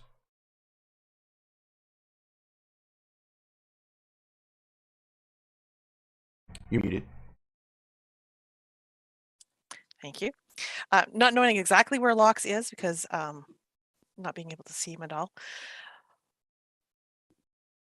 Chimeran's going to turn to Guillaume and just kind of whisper, but loud enough that if Lox is around, he would also hear. Have you noticed that all of the drapes have been sewn shut? Guillaume will look really for the first time at them, at that, like, oh, yeah, well, this is odd. They're heavier, different drapes than the last time I was here. Mm-hmm. It's like they're trying to keep the out, or are they trying to keep the in? No. And he's gonna just like rub his temples for a moment, like, oh, this is exactly what I hoped we wouldn't be finding. Hey, what are you guys talking about? Duh. Sorry. I'm in here too. Right. I think this confirms to me that our worst fears, Lavinia has become something else. You remember I told you that sunlight can be deadly to the kind of creature that she is now. I think that's why the shades are like this. She doesn't want any chance of sunlight coming in.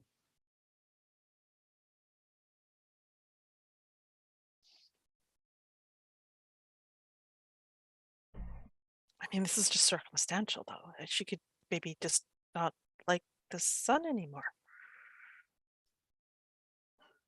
No, it's not definitive proof, no, but this confirms it for me. Let's keep looking. Let's check her bedroom. You lead the way.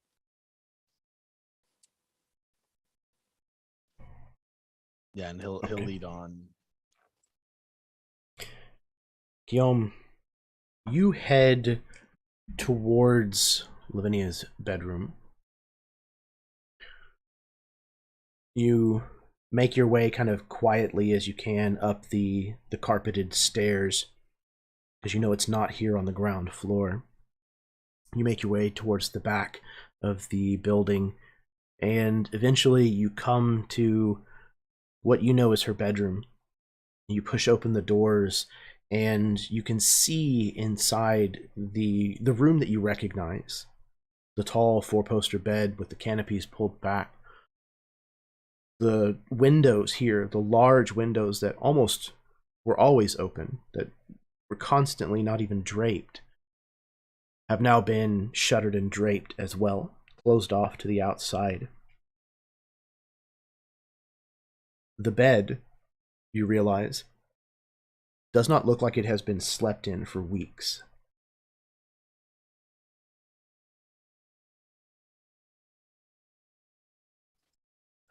More ill omens.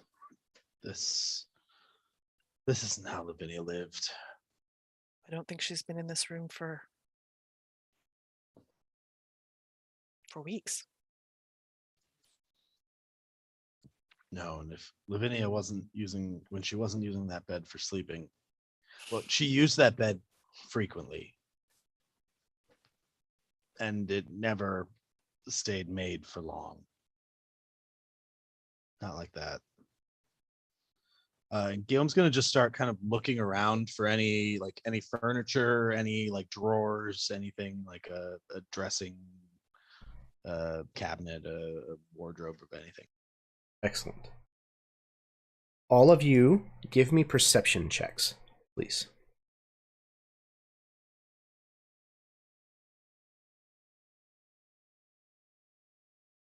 Oh, damn, Chimeran. Guillaume is too busy flashing back to the last time he was Oh, in this no. bedroom. Okay.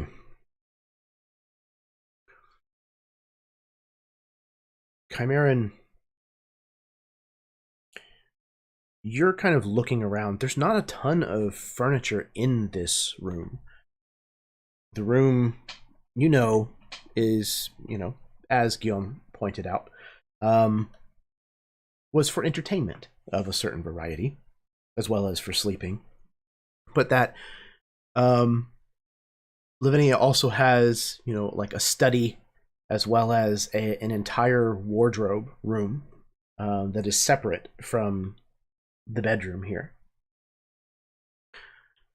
And I think, Lox, the reason that you don't see anything is because you are maybe just outside the bedroom and you can hear. Ooh. No, you can't hear. You see the reflection of candlelight that is moving down one of the other hallways and is coming closer. Guillaume, you don't see anything.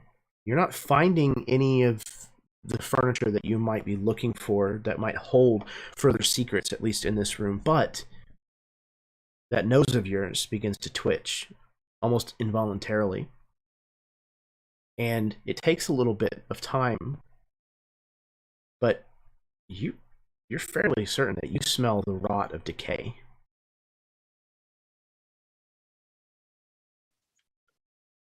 I want to do a quick just sniff check, see if I can smell anything of I don't know if I would remember him, the smell of him, but I'm smelling for the guy I'm disguised as.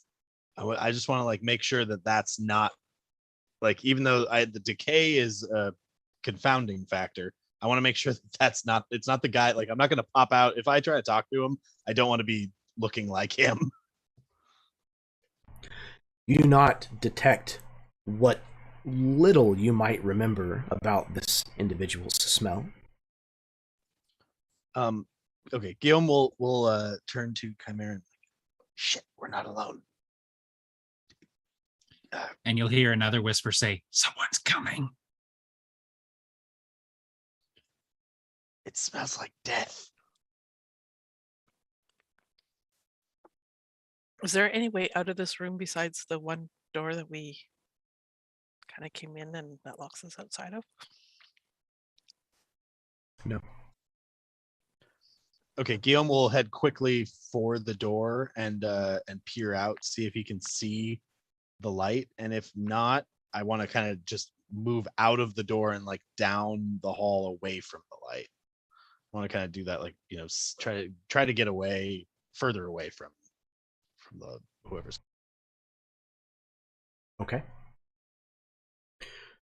I would like for all of you, please, to roll a stealth check. I finally rolled well. My little rat abilities are making me light-footed. That's an unnatural 20. Guillaume is as silent as death. I just rolled a nat 1. Oh no. That's my third one. Oh no. Well, thank God you're invisible. I think I knock over every piece of furniture in the room despite being invisible.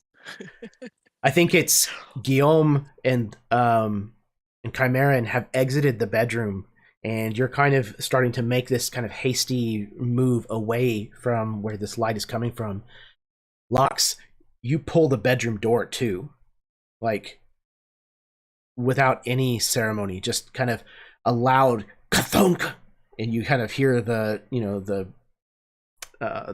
finishings, the door handle. You hear it kind of latch into place loudly as the door kind of rattles in its hinges. The light kind of stops moving for a moment and then picks up its kind of bob. Did Lavinia, by any chance, ever have any pets that I would have known about?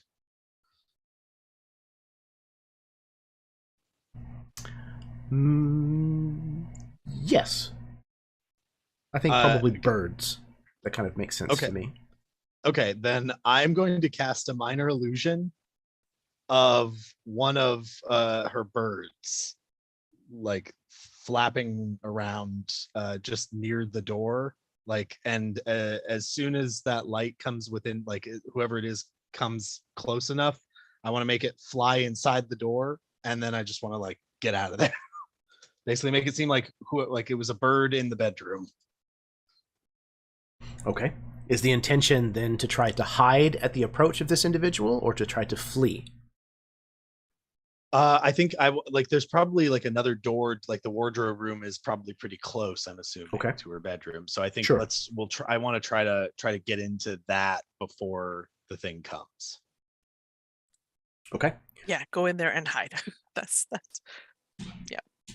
All right. Is the intention then, Lox, to go with them into the wardrobe, or to remain outside invisible? I'm going to remain outside invisible. Okay. But instinctively kind of like duck into the shadows and try to remain as quiet as possible. Okay. Lox and Chimeran, you disappear into the next door, kind of trying to shut this door as quietly as you can. Lox, you press yourself up against, a pillar and kind of wait for the approaching light. Coming from around the bend in the hallway, you can see, Lox, that the candelabra that is being carried kind of lights a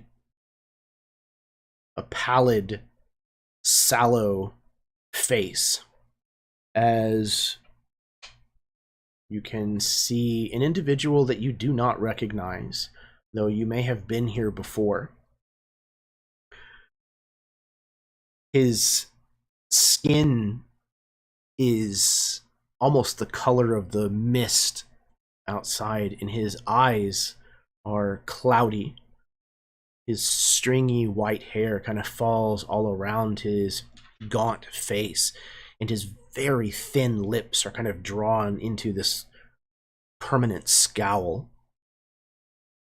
He has the candelabra held aloft and comes around the corner, looking in the direction of the bedroom door, where his face kind of fixes on that direction, and you can just hear a kind of groan as he then begins to make his way towards the bedroom door.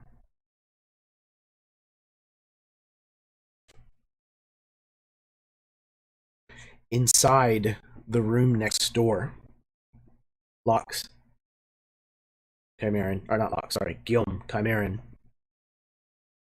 you find yourself inside of Lavinia's wardrobe. This room is sizable and contains many armoires, as well as a mirror configuration that is not entirely unlike Sylvie's, with the exception of the arcane runes that are on Sylvie's. And there is a kind of large chair that dominates the central space of this room, facing a fire that is lit. You notice that the mirrors have all been covered with dark draping cloth,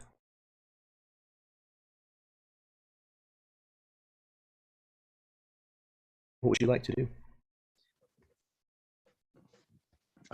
Guillaume will first just very quietly whisper to Chimeran, "I knew it. This confirms it. She's one of them. Look at the mirrors." I think you might be right. But first, we must not be caught. So let's hide over there. And it points to, I don't know, particularly big wardrobe, closet, armoire thing that maybe we could fit inside.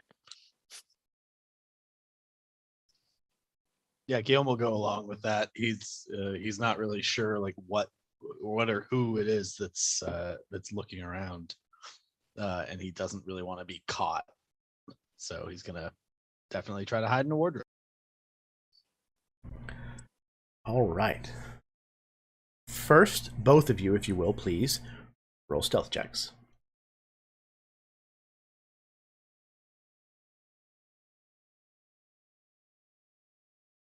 $19, that's much better. 12. 12. Okay. You make your way over to this wardrobe. You open. Chimeran climbs inside. Guillaume, you move to climb inside as well. As you're making your way kind of into this, making room for one another. Outside, Lox, you see that this individual carrying this candelabra has gone to the bedroom door and has opened it and has lifted the candelabra kind of inside the room and looked before shutting the door. He is now turning to head back in the direction that he has come from, when all of a sudden you hear a thunk thunk, the sound of a door closing somewhere inside the room that you saw Chimeran and Guillaume head into. Can I very quickly, wherever I am, if there's like something I can grab, a book I can grab off a table or something like that I can like throw down the hallway to make a sound in the other direction? Sure, absolutely. You kind of grab, a vase or something, on a nearby table. Yeah, that's perfect. The flowers are, wilted and dead, but you pitch it kind of down the hallway and it shatters when it hits the floor, kind of scattering its contents along the rug. And the candelabra kind of snaps up in that direction, and you can see kind of the silvery reflection of his cataracted eyes kind of peer in that direction before he begins walking to follow.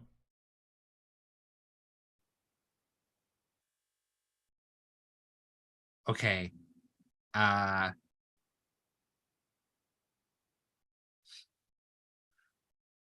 like, I don't know if I should go and get you guys and run, or if I should just stay put and let him forget about the sound he heard in the room.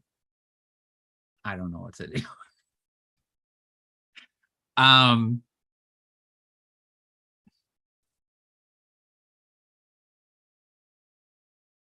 Third option, I stab him in the back. No, I'm not gonna do that.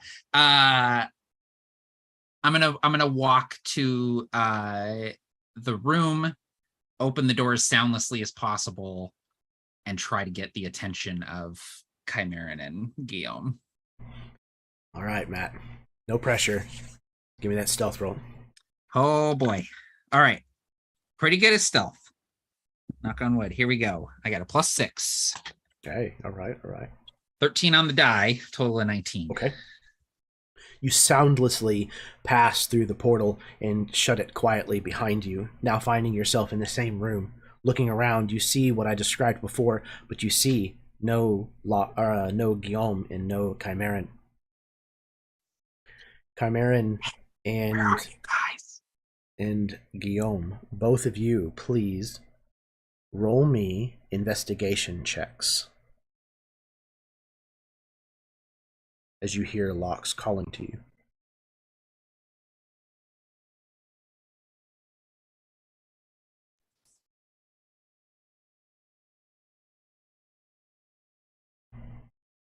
Okay.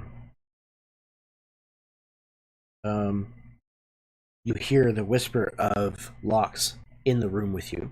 just outside of the armoire that you were hiding in.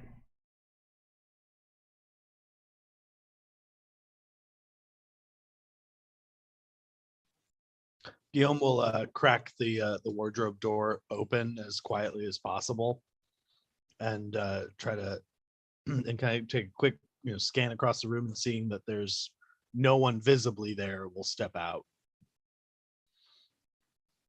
Lux, are you in here? Yeah, and the creepy old guys out in the hallway. I don't know how long we have. Shit, there wasn't supposed to be anyone here. Who is that? I have no idea. I've never seen him. I think he smells blind. Really? I don't maybe. He smells wrong. He looks wrong too. What do you mean by wrong? Like he's not alive all the way. Yes, that. He smells like that too.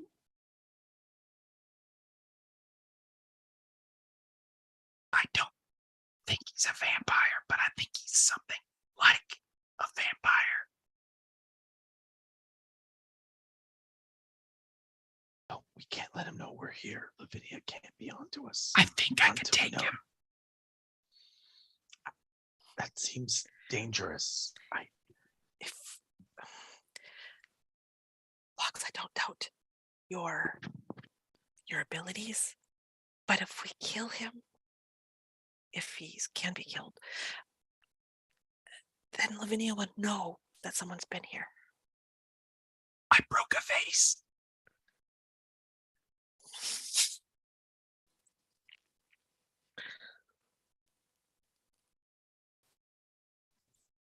Well, there's nothing to be done about it now. She could maybe understand a broken vase. Servants get careless, but a dead man, I think, is a little harder to explain. Okay, yeah, that's a good point.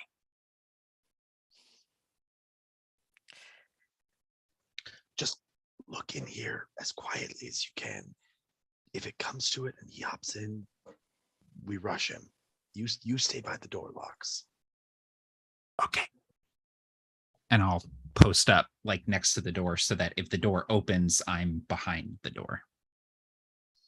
And Guillaume is going to start just as quietly as possible, and with disturbing as little as possible, start trying to like check through the wardrobe, see if there's anything incriminating. Yeah, and I don't know if there was anything other than like armoires and wardrobes in here, but Chimer is definitely going to be looking through that too, if there's like a side table or anything, if she spends time in here at all. Like, we're looking for anything, any clues, any writing, any books, any things hidden in cloaks. All right. Everybody give me another round. Everybody who is looking, give me another round of investigation checks, please.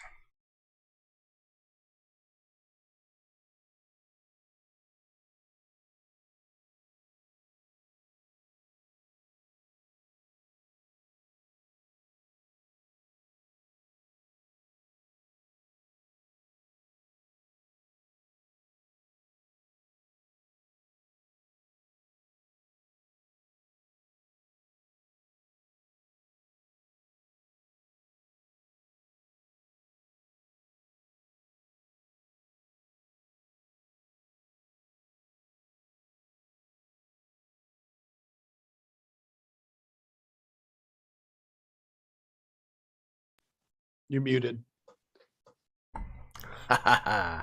Okay, perfect. Guillaume, you end up finding a folded piece of paper. It is not sealed, and it is hidden in a small side table beside that chair that's kind of seated before the fire. When you pointed out at whatever point that is, to Chimeran.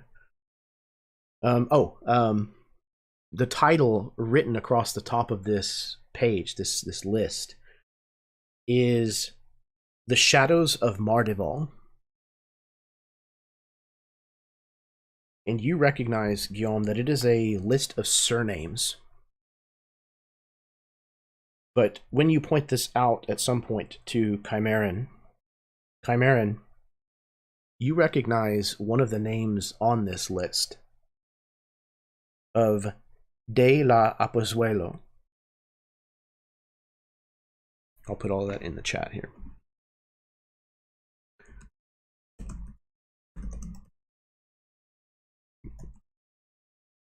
Let's see.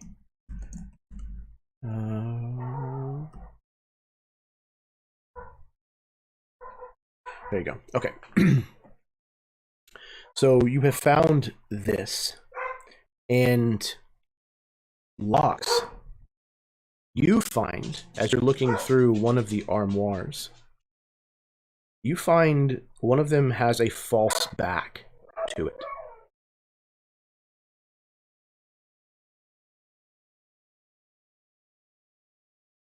Guys, there's something over here. One of these armoires has a false back. Let's go check. Guillaume will head straight over there to try to check it out. Is it one of those like you kind of push it in to release it sort of deals, or is it like a pry out thing? Let's find out. Yeah, I'll kind of attempting. Oh yeah, go ahead. I'll just try and open it as soon as I find it. Try and pry it open. Yeah, so let's do. I don't know what this would typically fall. I guess I was going to call it a search. I guess it would be another investigation check. Okay. Yep. Can I aid? Yeah, absolutely. With that? Yeah. Which would give you advantage, Matt. Yep. Rolling with advantage. Oh man, double nines. Okay, so my investigation is, I think, just +1. Yeah, so 10. Yeah, you're kind of pushing on it and kind of trying to move it by force, and it doesn't seem to work. You can't get it open. Shit, I can't seem to get it.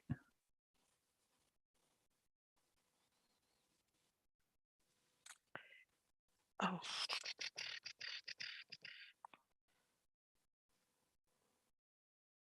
Maybe it's magically locked, Guillaume? I'll take a look at it to see if there are any wards on it or anything that's obvious. Okay. Make an investigation roll, please. That's going to be an unnatural 20. Okay. You're looking this over thoroughly, kind of looking specifically for runic markings. You don't find any runic markings. However, in the design of the motif of the face of this armoire, you do find a cleverly hidden lotus blossom. I will push on that lotus blossom and see if it is at all an activation lever. You push in on this lotus blossom, and it does depress, cleverly hidden around the carving of the lotus blossom itself. And all three of you hear a resounding the releasing of a latch. Guillaume shoots a quick glance towards the door at that latch noise, but then turns back to the armoire and starts to go around it to try to pull out the back and see what's in there. You open the false back of this armoire, and inside you find a dark suit of armor and red clothes. But what catches all three of your attentions is the iron mask that sits beneath them. That is where we're going to end our session. So, I'm having that. That's my mask now.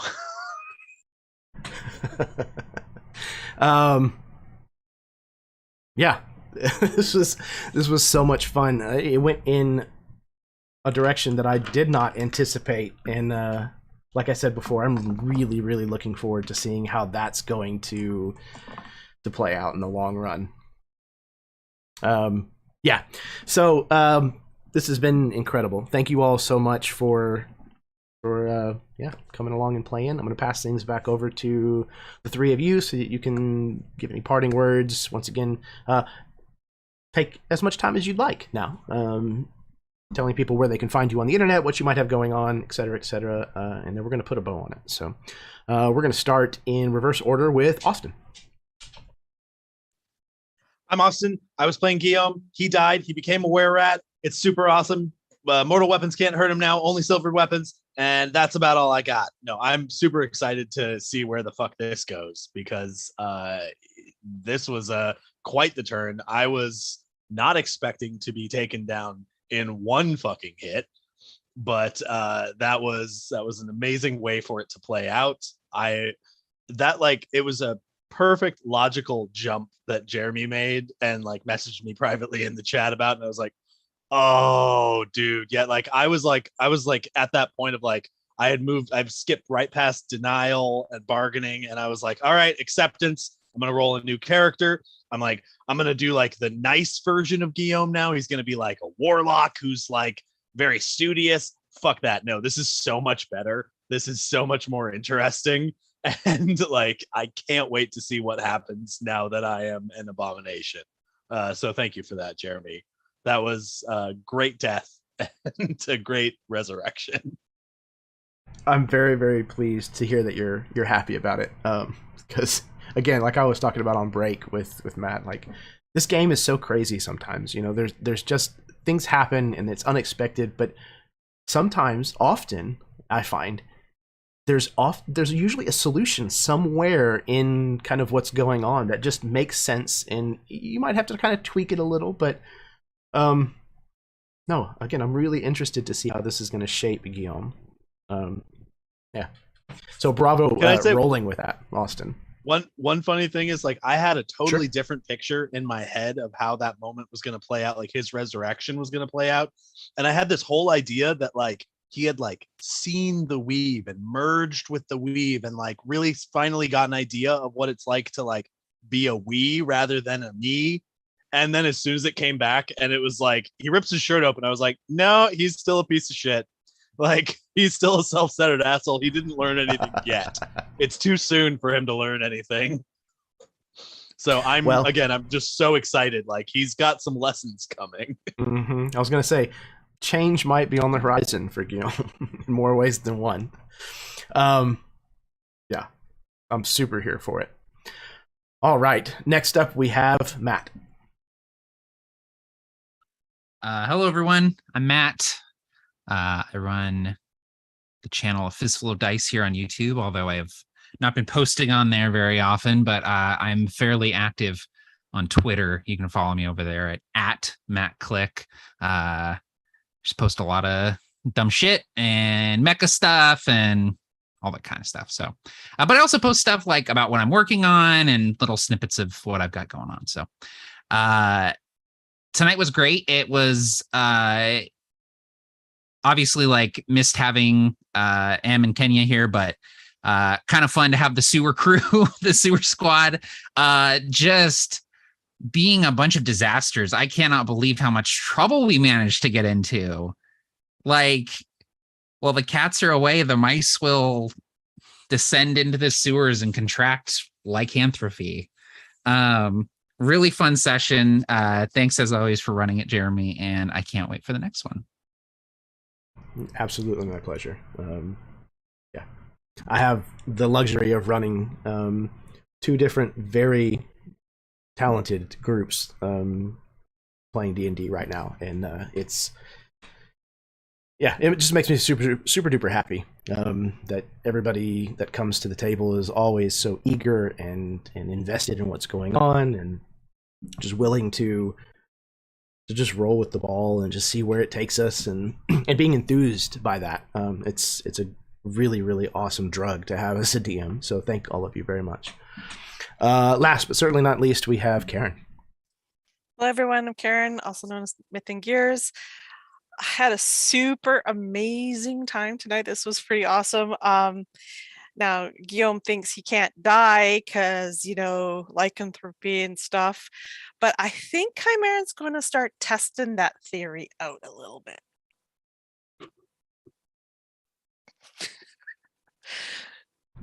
Perfect.